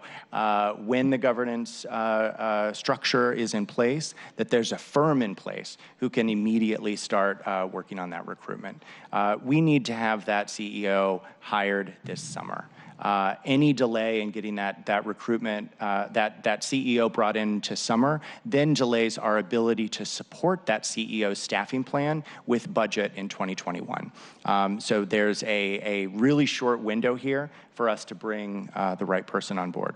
But we're working diligently to ensure that we can get the right firm in place who can hire that CEO. All right, well, thank you so much. I don't know if there's any last comments from my colleagues. Councilmember Strauss? Yeah, thank you, Chair. Just wanted to echo Councilmember Juarez's comments and thank Jeff, Tess, Tracy, and all of the colleagues at King County Council for your fast work in November and December to get this over the final line. It was impressive to watch you work, and I know that it was no small effort. So thank you, and thank you to all the council members who were here voting that off, and to you, Director Johnson, as well. Thank you. Can I have one a request? Yes, Councilmember Morales. This is it. And you can get back to me on this, but I do have a question about what the process is for reviewing the effectiveness of the authority. I mean, it does say in here, or it doesn't say, but you mentioned that the governing committee will approve performance metrics. So I'd just like a little more information about how we determine the effectiveness of the authority itself, and how what happens if those goals aren't being met? How do we course correct, and what is sort of the plan of action for that? Sure. Thank you. All right, thank you so much. Thank you. Thank you very much. Okay. So now we will proceed to item number 2, second item on the agenda. Mr. Thorpe, will you please read the text of the item into the record? And we have a couple presenters on this. I think we'll have all of them just come up at once. I think there's enough space. So Mr. Thorpe, will you please read the item into the record? Council Bill 119656, an ordinance relating to land use and zoning, providing that transitional encampments for homeless individuals are allowed on any property owned or controlled by a religious organization without approval of a permit under the Seattle Land Use Code, to permit transitional encampments for homeless individuals as an interim use on all publicly owned or private property within the city of Seattle, and providing for renewal of temporary use permits for transitional encampments as a Type 1 decision of the Director of the Seattle Department of Construction and Inspections, briefing, discussion, and possible vote. Thank you, Mr. Thorpe. So all of our presenters are still making their way up. I'll just briefly say while we're waiting for folks to join, and then I'll open it up for the introductions from our presenters. First, want to thank Councilmember Sawant for bringing this. I want to give Councilmember Sawant an opportunity to speak to the ordinance now, and then I'll do my overview of the process after that, I think. So Councilmember Sawant, thank you. And then I want to thank everyone for their patience in getting to this item as well. It's fine if you want to do introductions before I speak. Okay, yeah, excellent. I think we're joined at the table now by all of our presenters, and so I guess starting with Mr. Freeman, we'll just go along and have folks state their name and where they work. Keto Freeman, Council Central Staff. Good afternoon, council members. Are we working here? Yeah. I'm Peter Steinbrook, president of the Port of Seattle Commission and co-chair of the Great Northwest Seaport Alliance. Good to be here. Sharon Lee, executive director, Low Income Housing Institute, or Lehigh. My name is Joseph Prosella. I'm a consumer of the services of Seattle City. I was homeless for many years here, and now I've been stable in housing for the past year. Thank you so much, all of you, for joining us here today. Councilmember Steinbrook, in particular, in case we need you to fill out the quorum, I don't know if we might miss a couple of members and need to get up to 5. We'll tag you back in. All right, thanks. That would be council president, wouldn't it? Sorry? Oh, yeah, former council president, Peter Steinbrook. Yeah, welcome back to that side of the table. So now, Councilmember Sawant, thank you for bringing this forward, and I want to give you an opportunity to speak to your ordinance before we discuss it. Thank you so much, Chair Lewis, and thank you for scheduling this in your first committee, in Select Committee of Homelessness that you're chairing. I think many community members and also incumbent council members have heard much eloquent testimony about the role that is being played by tiny house villages in this unprecedented and raging homelessness and affordable housing crisis that our city and region is facing. Some of that testimony was heard today, but I just wanted to also add, where we've come. And we started talking about city-authorized encampments many years ago, before I was certainly in City Hall and others also, but it was in the 2014 discussion that we had, and that was my first year in City Hall, through the People's Budget Movement, how can we actually get authorized encampments and also city-funded encampments. And what a long way we've come, especially, I think, in terms of public opinion. I think that's a very important criterion to take into account, that there is tremendous public support. I don't have a randomized poll to point to, but I do know that it has shifted tremendously and in a positive way contrary to the whole stories told by Safe Seattle and Speak Out Seattle, I think that the vast majority of ordinary people, housed people, are welcoming our homeless neighbors and recognizing that this crisis is touching virtually every person. I mean, I hardly know anybody who hasn't experienced it themselves or knows somebody personally who has experienced it. And as a testimony to how strong that public opinion is, just wanted to share that, when Mayor Durkin decided that they were going to go ahead, Mayor's office was going to go ahead with evicting the North Lake Tiny House Village in the middle of winter, my office, alongside community members, set up a petition because we thought that was unconscionable. But in 30 hours, we had over 2,000 community members sign that petition. I mean, we do a lot of organizing through my office, and I have to say that was one of the most successful examples of people coming together in solidarity with the North Lake Village. And then we through that kind of community organizing, we forced the mayor to back down on that, on what would not have been good for our homeless neighbors. And so I really appreciate the opportunity to frame what the intent of this legislation is, and also just quickly give a summary of the steps that we have already taken to come to this point. Tiny house villages, as many have said, in Seattle have been perhaps the most successful support for people facing homelessness. They provide things essential to live with human dignity, like privacy, safety, and a place to store your belongings. Many have self-management, where residents are empowered to democratically run their communities. And even based on the metric of the Human Services Department that is tracking transitions to long-term housing, Seattle's tiny house villages are far more successful than even the enhanced shelters. And we know, and especially the providers know, that's not always the best measure, especially because we don't have enough affordable housing to go around. And yet, even by that measure, this is actually a remarkable success. They have the best track record of helping people find long-term housing. And they also have the best track record of providing decent and humane conditions in the interim. And then, and obviously the main conversation has to be about raising progressive revenues, like by taxing big business to provide that kind of affordable housing, because the market is not providing. But at the same time, we cannot ignore the fact that today people are suffering and tiny house villages are providing that lifeline. And while homelessness exists, there's no reason why people should be left on the streets with nowhere to go. Tiny house villages can be built quickly and inexpensively. We had a volunteer carpenter testify to that. As long as we have this crisis, then there should be a tiny house available for anybody who has nowhere else that is better to go. And it is a way to make it less harmful, and which has a lot to do with why the transitions to long-term housing are better. And one of the edits that to the existing ordinance that Ketel's memo talks about, and Ketel will of course fill in, is that the current ordinance expires at the end of March, and that's one of the motivations, but that's not the only change we want to make.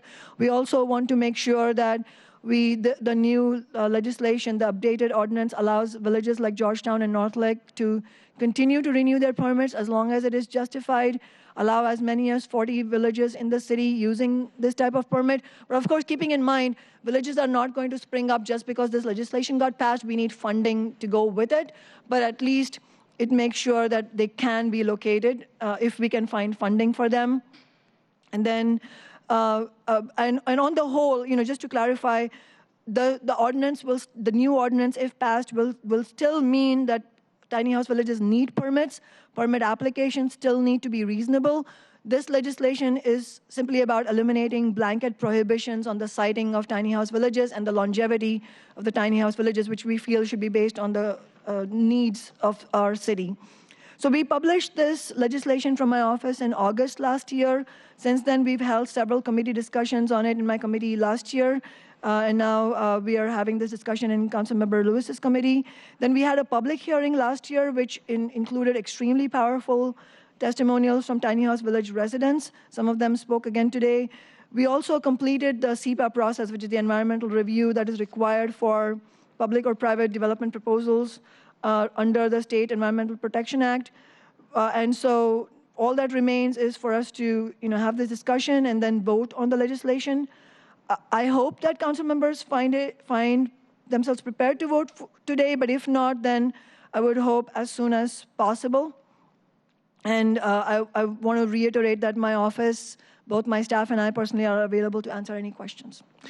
Thank you so much, Councilmember Sawant. And Mr. Freeman, I want to give you an opportunity maybe to jump in if there's anything you want to add as the central staff working on this, but before we turn it over to our presenters. Sure. No, I'll just sort of commend to your attention the January 20th memo that I sent to all of you. It provides some background information on the 3 regulatory processes by which a transitional encampment can be permitted in the city, some additional background on budget actions, and also talks about the proposed changes to the city's regulatory regime for transitional encampments, which is essentially what this bill would do.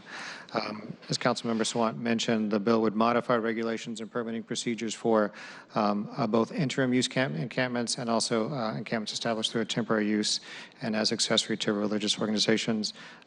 Most of the changes are for interim use encampments. It would modify the locational criteria for those encampments.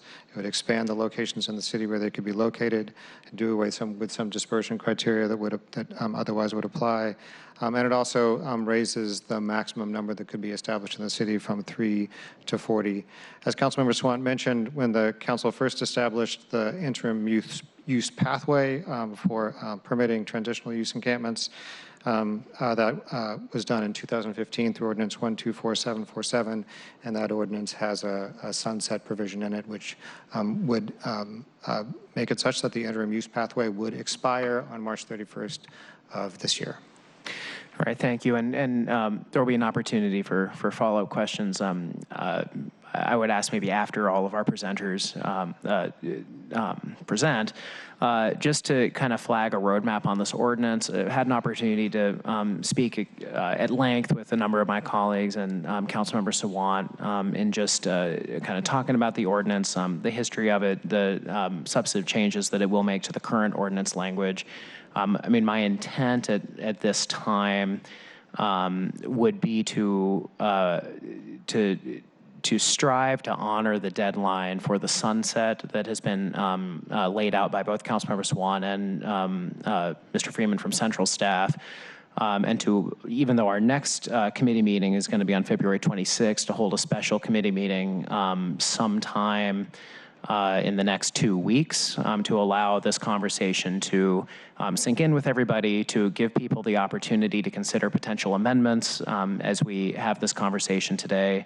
I would just ask as a courtesy to Central Staff that folks considering amendments, please give Mr. Freeman plenty of time to work on them early and distribute them so that we can be prepared for that next council meeting to possibly take action. I would like to honor that deadline to make sure that we have, that folks can rely on it and we're not in a place where a lot of these encampments that have been very successful by a lot of metrics are going to be displaced or put in jeopardy potentially. So with that, I want to turn it over to Port of Seattle Commissioner Peter Steinbrook, just by way of a little bit of background, why is the Port Commissioner here?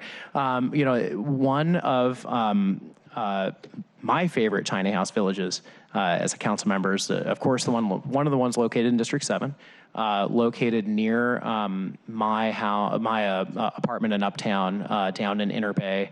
Know a lot of the people involved in the governing board there, have been very impressed by it, and I believe the Port of Seattle has as well, and I just wanted to call Commissioner Steinbrook to just kind of talk about the Port's relationship with that community, and I'll hand it over to you. Okay, well, Chairman Lewis, thank you very much. Council members, really appreciate your providing this opportunity. And Councilmember Sawant, thank you so much for your proactive efforts in sponsoring the ordinance as well and speaking to the core issues of why we have an epidemic crisis in this country. I want to just give you a little quick anecdote.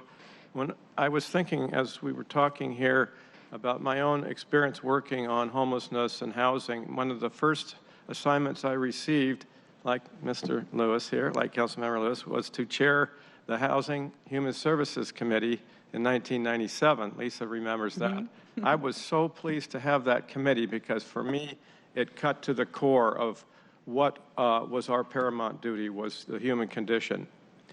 And yet, it wasn't easy, and I learned that many of my colleagues, not to point fingers at anybody, but were somewhat indifferent and saw it as, quote, money down a rat hole, to try to reduce the situation to reduce homelessness. Money down a rat hole, I remember one council member calling it that. So we've come a long way since then. During that time, I worked to reduce homelessness through homelessness prevention, rent supports, fighting for more money, and back then it doesn't seem like a lot today, but fighting for more money because it was very clear that there was no way we were going to really tackle the problem with solutions that were enduring without more money. We worked to write the first tent city rules to legitimize tent cities and decriminalize homelessness, which had been at that time, many of the things were being considered criminal activity. So lots of experience back then. The homeless strategic response was an attempt to ramp up proactively the city's efforts and put more money at a time when we had tens of millions of dollars coming from the REIT tax through this incredible prosperity that the city was experiencing then. So there's some deja vu, but there's some things that have changed since then. We're far deeper into the crisis than we were then, which is the most disheartening thing for me to see after all these efforts over the years. The positive things are seeing the city and the King County Council and the state starting to align. That would be the first time that I can think of that has ever moved in that direction. And I'm very optimistic about those efforts to see greater alignment and more resources coming from our entire regional partners here, because we're all in it together. And so from that standpoint, I'm really here to offer my strongest support for the model of tent cities, the model of little tiny houses as a proven successful approach to leading people out of homelessness and into permanent stable conditions. And I want to share the Port's perspective on this as the leaseholder of the Inner Bay Safe Harbor Village. Our partnership with the City of Seattle, the Low Income Housing Institute, and Sharon and I go way back, the many faith-based organizations who have been doing yeoman's work for years and years, yeowoman's work, the Community Advisory Committee, the surrounding community members, and of course the residents of the Inner Bay Village together have all been critical. And I might add the surrounding communities. And was very pleased to hear comments about the proactive support, yes, in my backyard. That wasn't true 20-plus years ago. It was strongly resisted all over the city. And so I think the attitudes have been evolving, and I think the model of the tiny house has actually turned this around significantly in terms of public perspectives and community perspectives. And it's turned it around because they see actual positive results. They see conditions that are more decent, safer, and a sense of community. It's called the Inner Bay Village, after all, and it is a little village. And we mustn't think of it as a permanent solution, but it's definitely a positive move in the right direction, and I think it's drawing national attention, and it started here in Seattle, I think, with the many efforts involved. So the name alone speaks to the sense of place, community from the start. And we've been very pleased to have on our staff Mick Schultz on the Port, who has been closely involved with working with community members, the Inner Bay Village, and ensuring that we're addressing issues that may come up and concerns and all of that. So we have a liaison there as well to help support these efforts.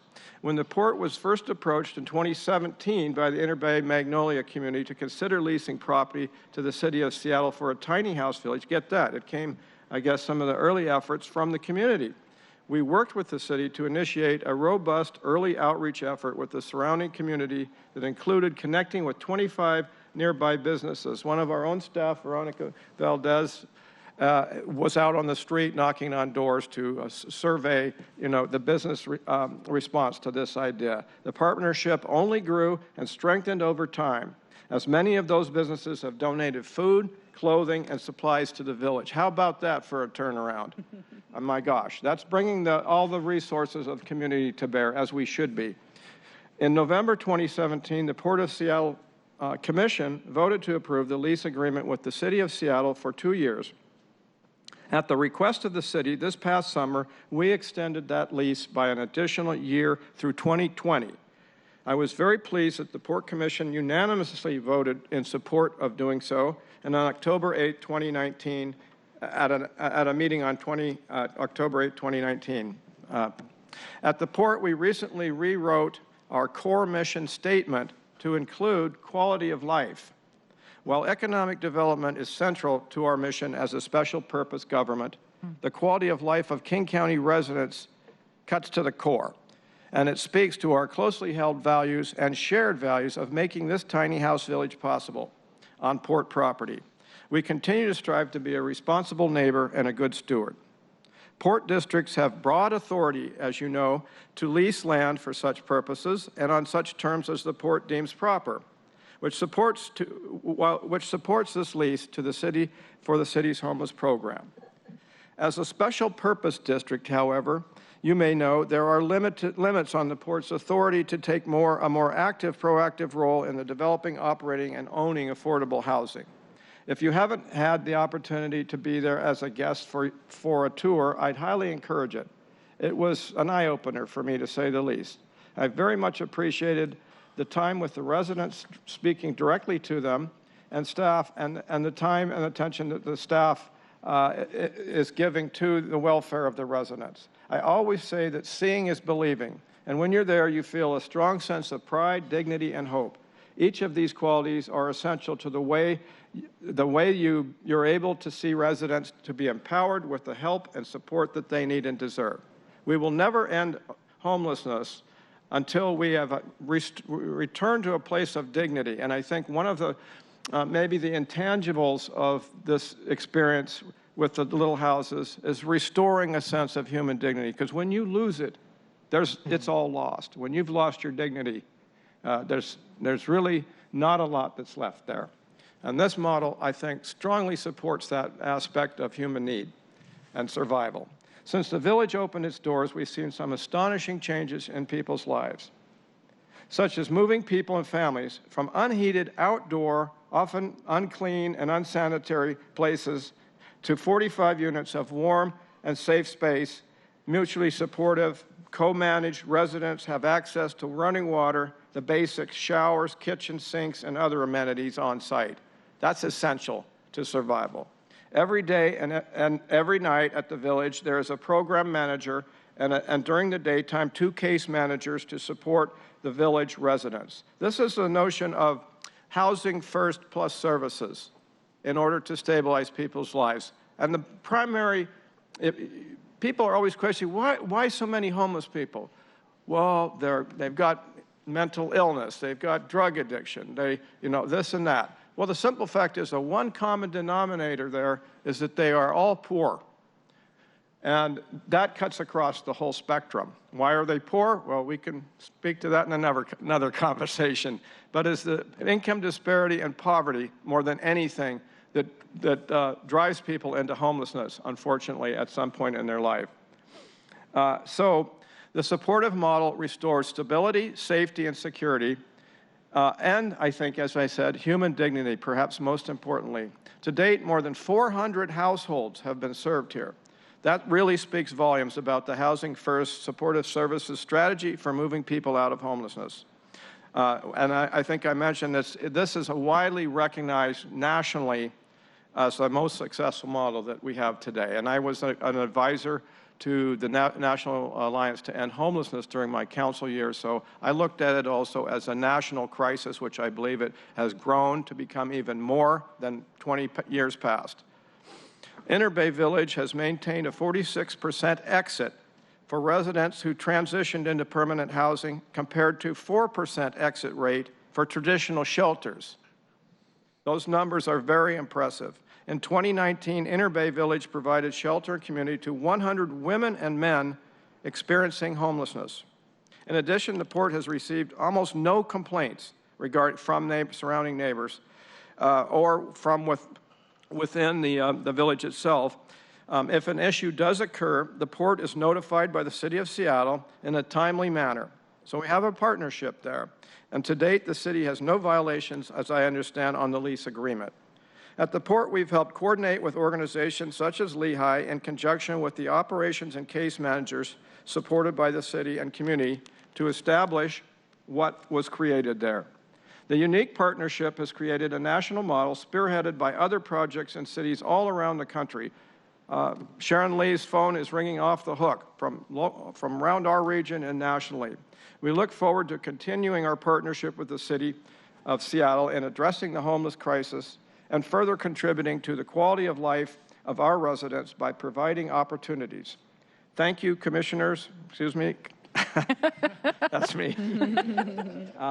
Thank you, council members. I'm always doing that. I'm always reversing those things. And Mayor Durkin, for your leadership in supporting this joint partnership with us, and more importantly, the community, in making places like this possible for our residents. I'm happy to answer any questions. All right, thank you, Commissioner Steinbrook. Sharon Lee, Panda speak first. Sorry? Panda, I'm going to speak next. Oh, of course, yeah. Go. Yes, sir, please. My name is Panda. My friends know me as Panda. I've been on the streets living here in Seattle 4 or 5 years. I was in Tent City 5 on Dravis Street when we first got word that it was time to move because we were changing. We were going to be a village. We were actually going to have houses to live in. We didn't have to live in cold, wet, leaking tents that would cause problems, which is what most people on the streets live in. And then they have to deal with the sweeps coming through and taking everything from them, and then they have nothing. But I'm here to speak of personal experience because I lived in the encampment for 18 months. I've been in subsidized housing for about a year now. And my experience when living in the village was, you know, everybody on the streets, we all feel alone. We feel like we live in a broken society that just leaves us down into the dregs of the gutter. Because people don't care, because everybody's interested in money, and we don't have any money. There's so many people. I was explaining to someone in the past, you know, you see, why is there so many people homeless? What's the reason? Well, the reasoning is every one of those people has a different reason for being homeless. You can't pin it on drug abuse, substance abuse, mental health illness, societal norms. You can't put those restrictions and say that that's the cause of it, because there's many more causes than what we are even aware of.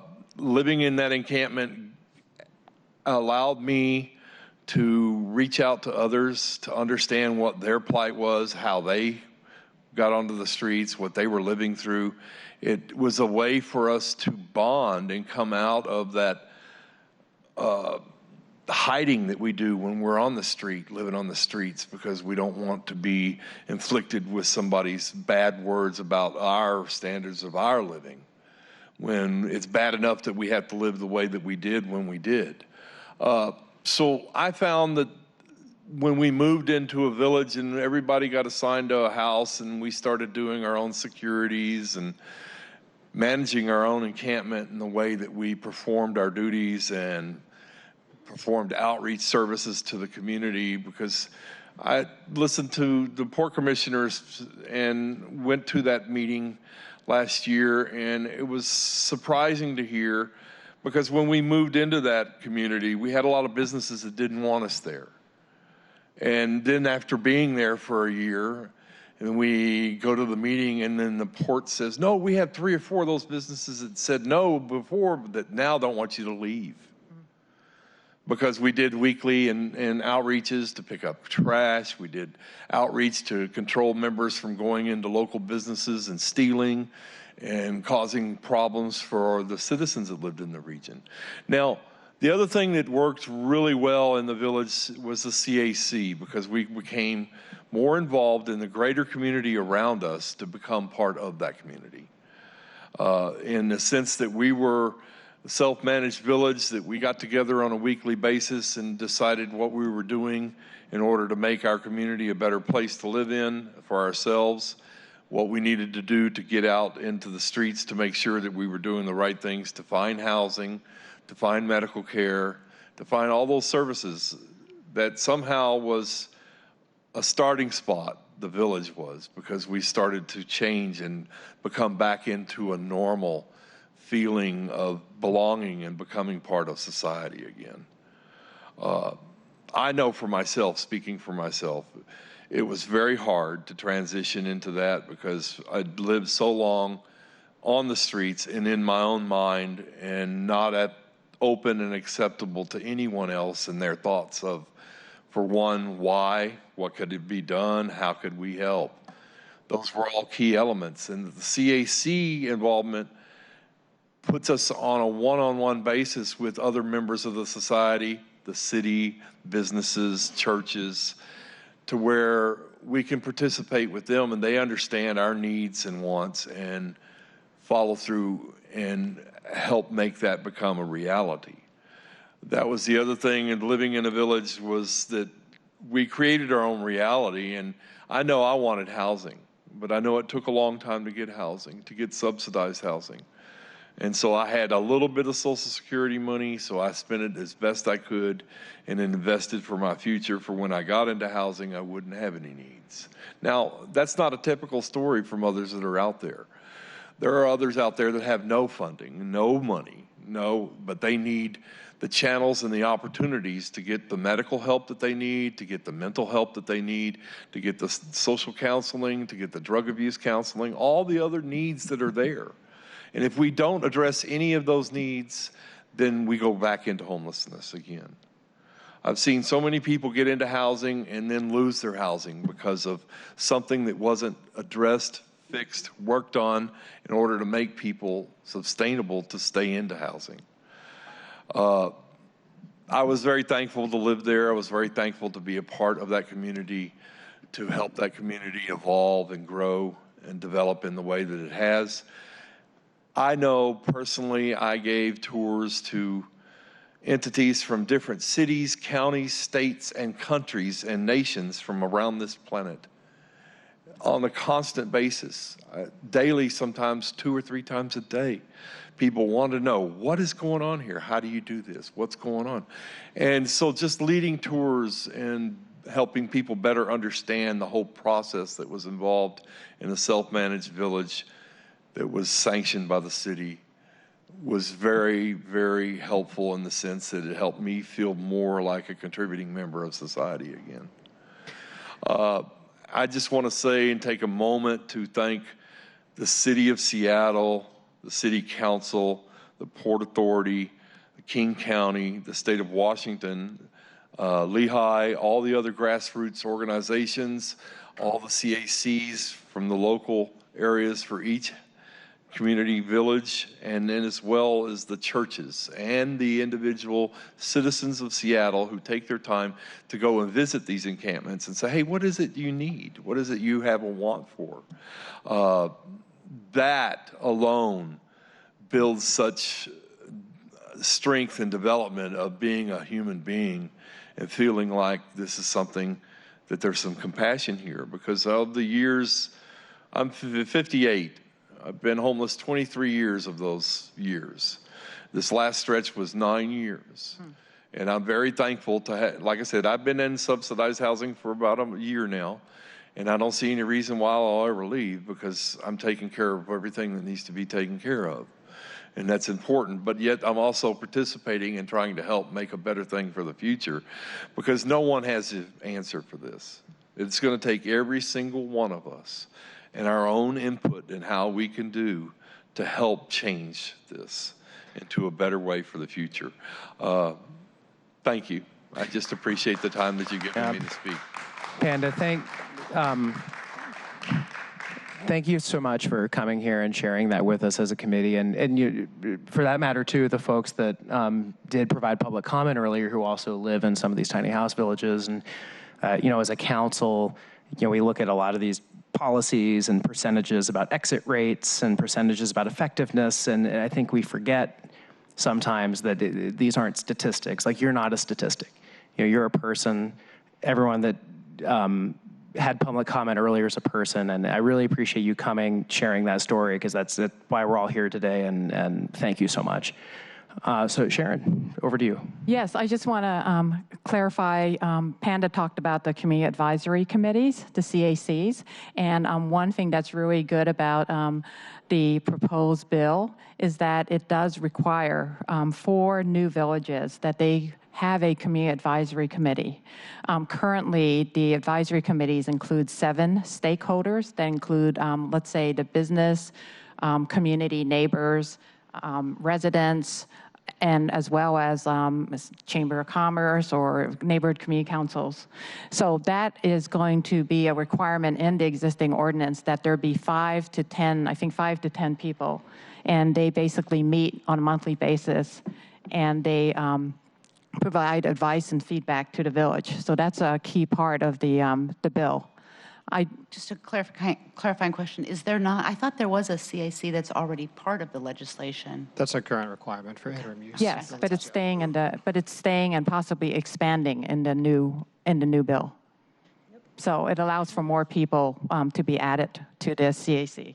So, and then the other thing I want to mention is that there is a PowerPoint that we proposed that we hope that you can view that because it does have some pictures of the villages and some statistics. And also we do offer, would like to offer a tour for people who haven't been to the villages recently.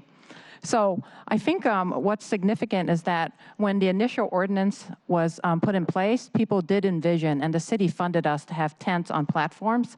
And so they were limited to like 3 sanctioned tent encampments. But now that we've transitioned them to tiny house villages, and as a matter of fact, last year, we converted all the remaining tents. There were some villages that had tents and tiny houses, and we converted, we had people donate and build tiny houses. So now we've eliminated the the small tents, and so now everybody has a tiny house.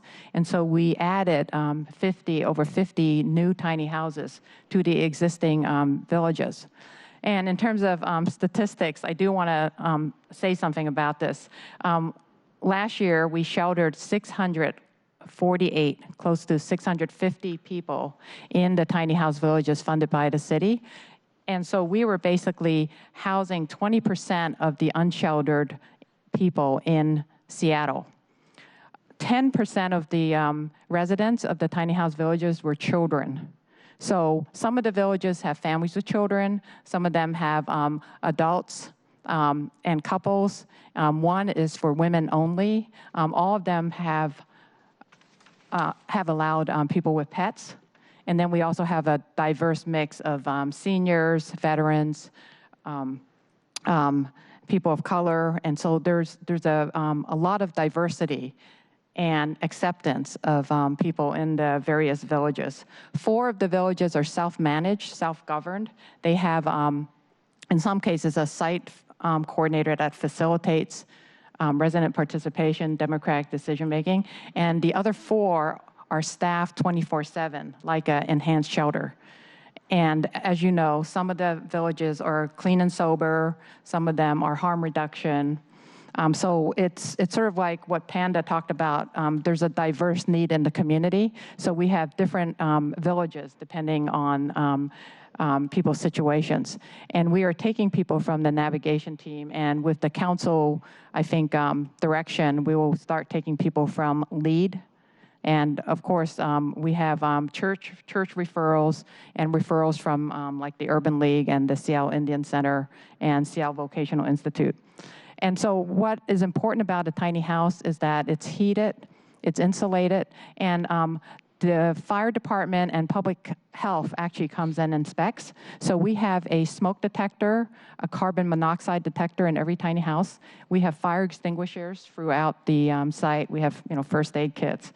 But this is like Councilmember Herbal's emphasis, but we made a real point of converting the porta potties into plumbed toilets and showers. And now we have laundry. We have running hot water in the kitchens.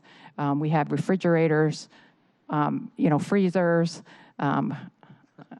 coffee makers, bread making machines. I mean, we just have a lot of appliances that neighbors have donated to us.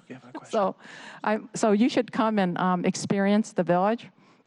And I do want to say that we are showing, the last figures are showing that we have an exit rate to permanent housing of 40% from Sorry, last are you year. talking in general or? Sorry, I lost track because I was distracted. Are you talking about any specific village or overall? Overall. Overall, you're talking Overall. Okay, so basically, third quarter of last year, the enhanced shelters had an exit rate of 23% to permanent housing. During that same period, the city-funded villages had an exit rate to permanent housing of 36%. But when we added the fourth quarter for last year, our exit rate to permanent housing is 40%, and then another 15% to two-year transitional housing with case management. So essentially 55% exit rate to long-term housing. Transitional housing typically has a Section 8. People get a Section 8, and they get a case manager, and then they get help with employment and housing.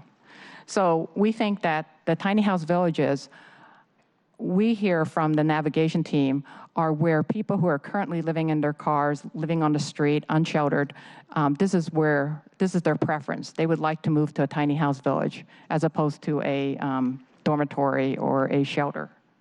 All right, are you ready to transition to questions, or Yeah. I didn't want to interrupt your presentation, but I'm sure there's questions on the panel here. Well, we also want to thank the council. Last year, the council added $2 million for us to expand tiny house villages. So we're hoping to work closely with the Human Service Department to identify 2 or 3 additional sites for villages, and hopefully we can get one in the north end as well. All right, well, thank you so much, everyone who presented. Councilmember Sawant, did you have a follow-up question before I move on to other folks on the panel? Yeah, just two Or on quick the committee, rather. Right, 2 quick observations following from some of the points that Sharon was making. Sharon noted that we, as a council last year in the budget, we appropriated an additional slightly over $2 million for additional tiny house villages. That's what you mentioned.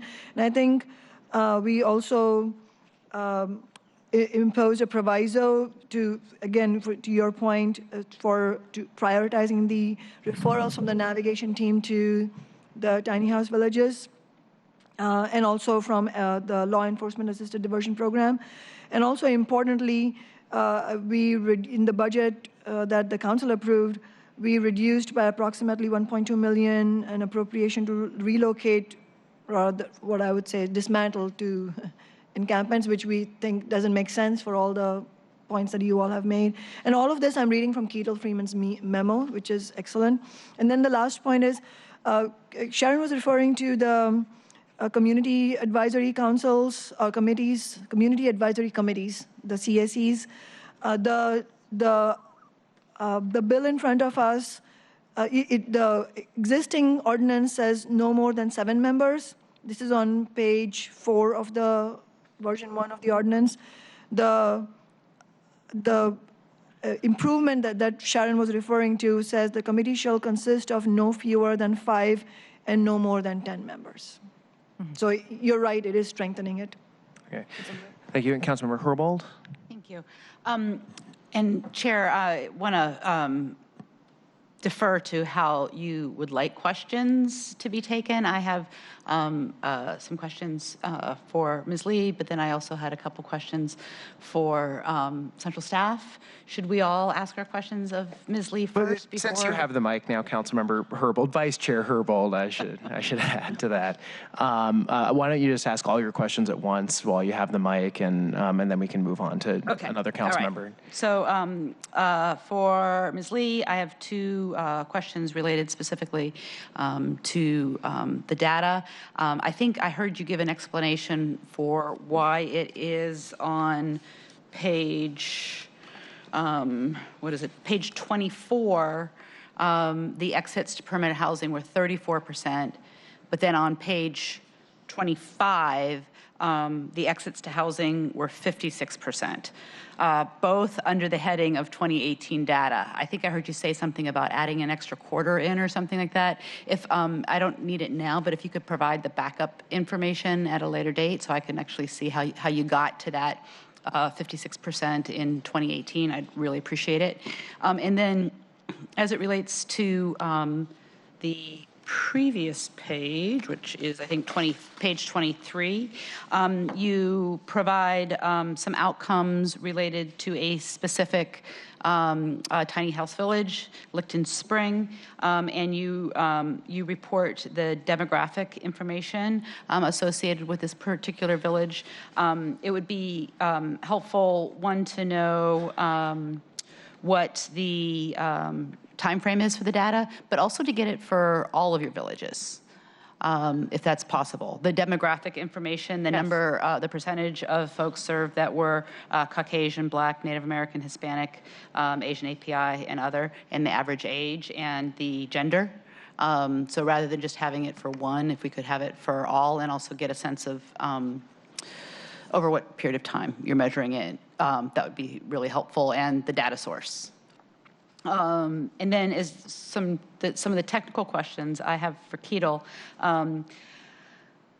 So I am having a hard time understanding the eliminating the requirement on the ecumenical encampments, requirement for them to be accessory.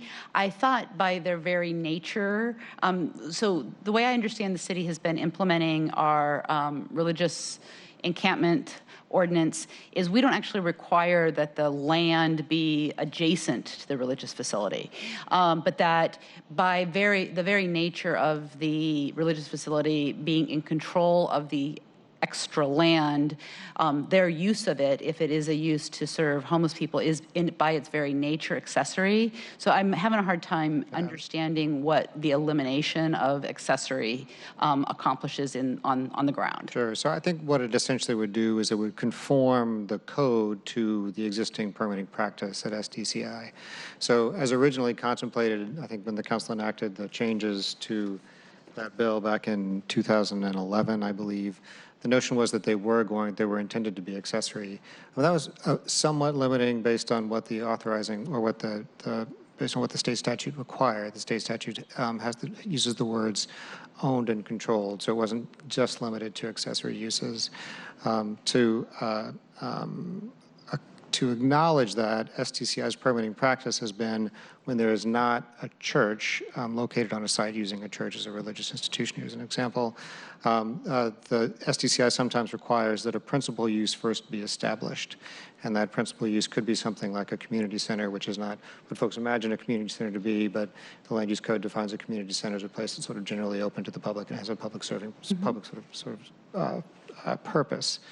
And so it is, Sharon is, I think, familiar with the details here, but in order to sort of meet the accessory use requirement, SDCI has sometimes required that a faith-based host first establish a principal use on a site so that an encampment can be established as an accessory use. So there is some additional out-of-pocket cost potentially for a faith-based organization that wants to host an encampment, and also some time cost when it comes to permitting. Because it creates a two-step process. A two-step process, you have to create a principal use first, and then name that principal use accessory. Yes, exactly. And for an accessory use, if it is truly a church site with a church on it, it may be the case that the faith-based organization wouldn't have to get a permit at all. But if it's not accessory to a church on a site, then there is this additional step that needs to be accomplished. Right. I mean, I've found the concept helpful because to me it wasn't tied to the ownership or the tenure of the property, right, whether or not it's owned or rented or its location. It's a concept that by the merit of the church using it, it becomes accessory to the church. Right. And so by removing that language, I think it's really important that we're really clear with the public. So we're not changing the concept. The concept is still the same, and it's about a religious institution's right to practice its mission. And so by practicing its mission on a piece of property that they're in control of, whether or not it's ownership or rental, or regardless of where it's location. That concept of accessory use is still embedded in the right. We're just not using the language because the language then triggers this sort of two-step process. That's right. Yeah. I mean, I think that the notion is that there was this pathway, the religious organization accessory use pathway, derives from a state Supreme Court decision in 2011 when Woodinville sought to prevent a share wheel tent city from being established. And the state Supreme Court held that that the constitutional protections in the Washington State Constitution provide absolute sort of freedom of conscience for a religious organization to host a tent encampment. And there was a change in state law as a result of that Supreme Court case. I think that change happened in 2010, and the city codified that change in 2011. And it is pretty expansive. It doesn't just apply to church-owned properties. It also applies to any property that a church has a leasehold interest in and is using that leasehold interest to further its mission. I have a couple more technical questions, but I don't want to monopolize. Sure, and I do just want to state I'm being told by Port staff that Commissioner Steinbrook needs to be excused for another appointment. So I would ask with the permission of the committee that this presenter, still transitioning from the courtroom, that this witness be excused. This presenter. is so engaging, and I so want to help your efforts personally. So I appreciate all you're doing. Thanks so much. Thank you very much. And always good to see you, I have lost control of my life, so. Commissioner Steinbrook, thank you for your presentation, and Sure, of course. yeah, it's good to see you back at the table here. Yeah, Appreciate it. Thank you. great. Okay, so any other questions for the remaining presenters from council members? Councilmember Peterson. In terms of the process today, I don't have any questions for Panda or Sharon Lee, but are we going to talk about the legislation separately? Yes. Okay. Yes. Yeah. So hold your thoughts on that. I have. Well, I think actually most of my questions were actually answered by Councilmember Herbold's line of questioning. So I think. Yes, no, I think that they were in the follow-up with follow-ups with Sharon and with Keatle. So I don't have any further questions either. If there's no other questions, all the presenters can be excused. And thank you so much for coming here and talking to this committee. Thank you. Yeah.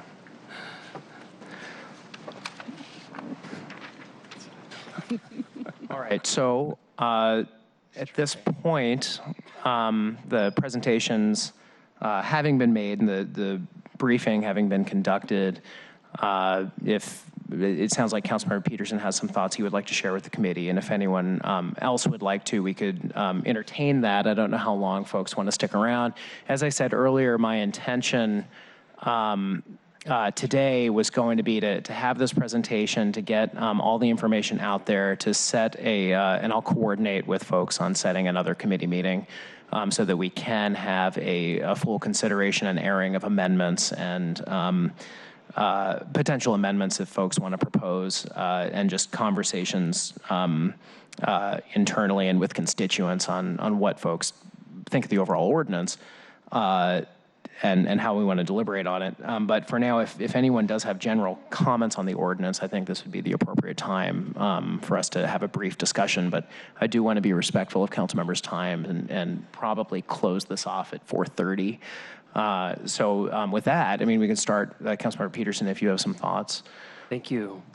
And thank you, Councilmember Sawant, for bringing this bill forward. Thank you, Chair Lewis, for bringing everybody here today. And for everybody who came out to speak, really appreciate it. So I used to work at the Department of Housing and Urban Development during the Clinton administration. I was actually in the office that would review the grant requests that came in from the cities for their homeless response. And so when Tiny Home Village concept first started here, I was initially a skeptic of it, as I've told Sharon, and when we got the new data in 2018 to show that the exit rates had improved, that was really great news. And so The exits to permanent housing were very impressive, and we saw how overall they were superior to some enhanced shelters. And so, and I know that this, the current ordinance is expiring, so we have an urgency issue here to extend it. And I really want to thank the Wallingford community in District 4 for being so welcoming of the village that's there. It's been there for a couple of years now. And thank you for the tour of the True Hope Village in the Central District, which is very well run. And I think that, you know, when we think of tiny home villages, we think of the four walls and a roof and a door the resident can lock on the inside. And the secret to success is really the case management, the professional, effective case management that residents get. And we, you know, not all villages have the same exit rates to permanent supportive housing, and those that have higher rates typically have better more robust case management. So what I want to point out is when I read this legislation, I'm not reading a tiny home village bill, it's more of an encampment bill. And because tiny home villages are not defined in this bill, instead the definition we're left with is transitional encampment, which means a use having tents or a similar shelter, including vehicles used for shelter, that provide temporary quarters for sleeping and shelter. And so I guess to honor the success of tiny home villages, just as sort of speaking to potential amendments for consideration by the committee to actually put in that information, at least for new encampments, because we're talking about expanding the number from 3 to 40. Personally, I think 40 is too high. We can talk more about that later, but to grandfather in the ones that we have, but then to set a definition for what do we mean by a successful tiny home village. We actually mean a structure, and we mean case management, we mean security. So to put that actually into the legislation, which is not there right now. And I really appreciate hearing about the Regional Homelessness Authority, because I think that also reminds us that we will have a group of experts that will be talking about how we're going to have a regional response. And so I look forward to whether the Regional Homeless Authority, what sort of models they have, and whether they'll also be embracing tiny home villages, or maybe even defining those, like I'm thinking that we should do for this legislation before us. So yes, extending it, expanding it, but honoring that actual definition of what do we mean by a tiny home village with case management. Thank you, Councilmember Peterson. Councilmember Herbold. I think that's a conversation that is very worth having. I think it's important to note for the historic record that I believe every tiny house village that we have in place right now started as an encampment. That's sometimes how, well, in our experience, exclusively, I believe, how they've developed. They started as encampments, and as part of both the community engagement, in my case at Camp Second Chance in District 1, collaboration of a couple dozen churches have gotten together, worked with the encampment residents to slowly transform what is a tent encampment into a tiny house village. So I think it's really important to understand that is the history of how it's worked here, and it might have really something to do with their success, because there is that really strong community engagement component that goes beyond just the residents of the encampment itself. I have a question back to Ketel on the removal of the, sorry, I'm looking at the wrong person, the removal of the setback from adjacent residential lots by 25 feet. Am I correct in that we've removed that requirement because we are allowing, you can't have a setback from yourself? We under this proposed ordinance, we would be allowing encampment locations to be on residentially zoned property, and so you can't setback from the residentially zoned property if you're located on residentially That's zoned correct. property. So interim use encampments can be only located in commercial and industrial zones.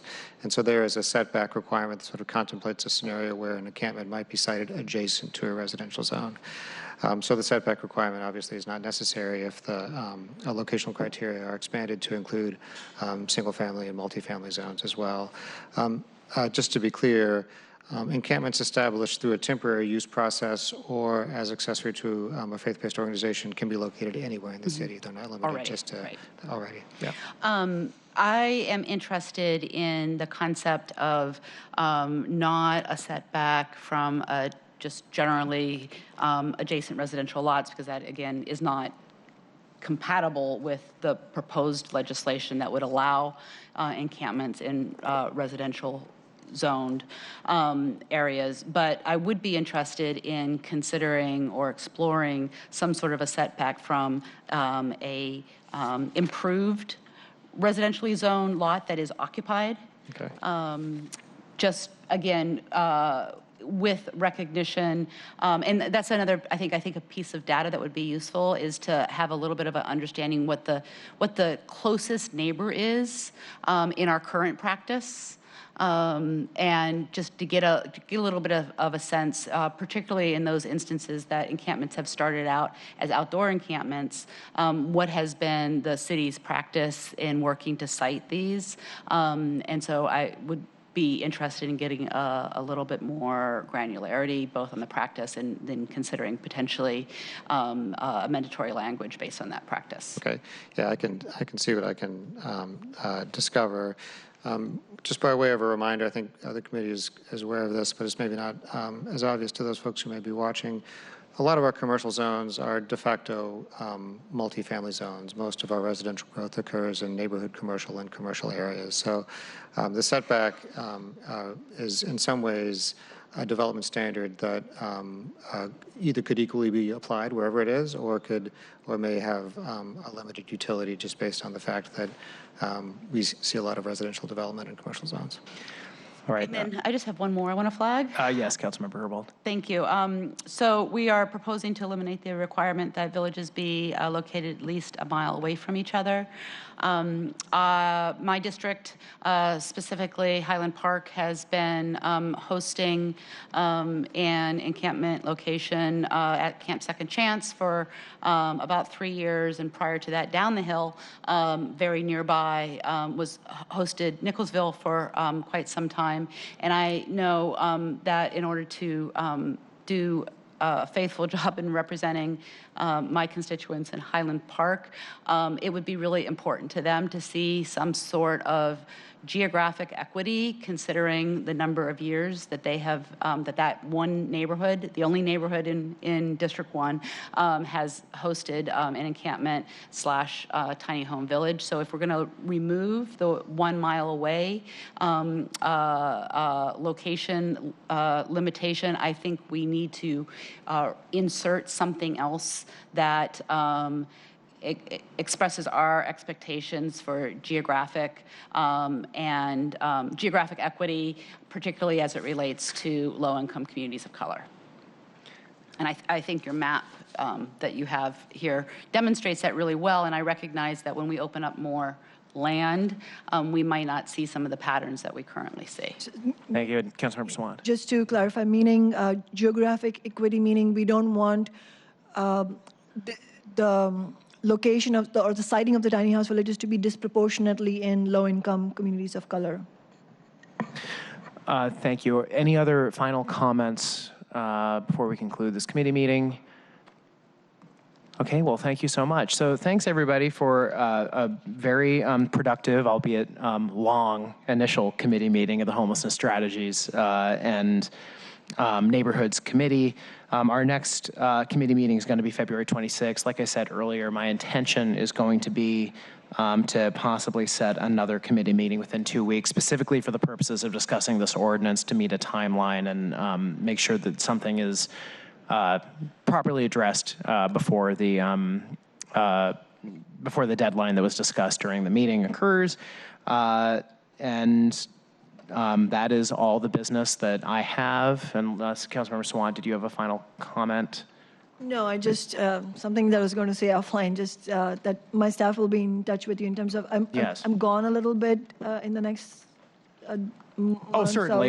So We're going to take care of it Yeah, while you're we'll try to make. is that? I'm teasing you. Yeah, I'm like, yeah, we're going to take care of it while you're gone. But I'm totally kidding. I'd be happy to have enough work to do. All right. Well, thank you so much, everybody. Yeah.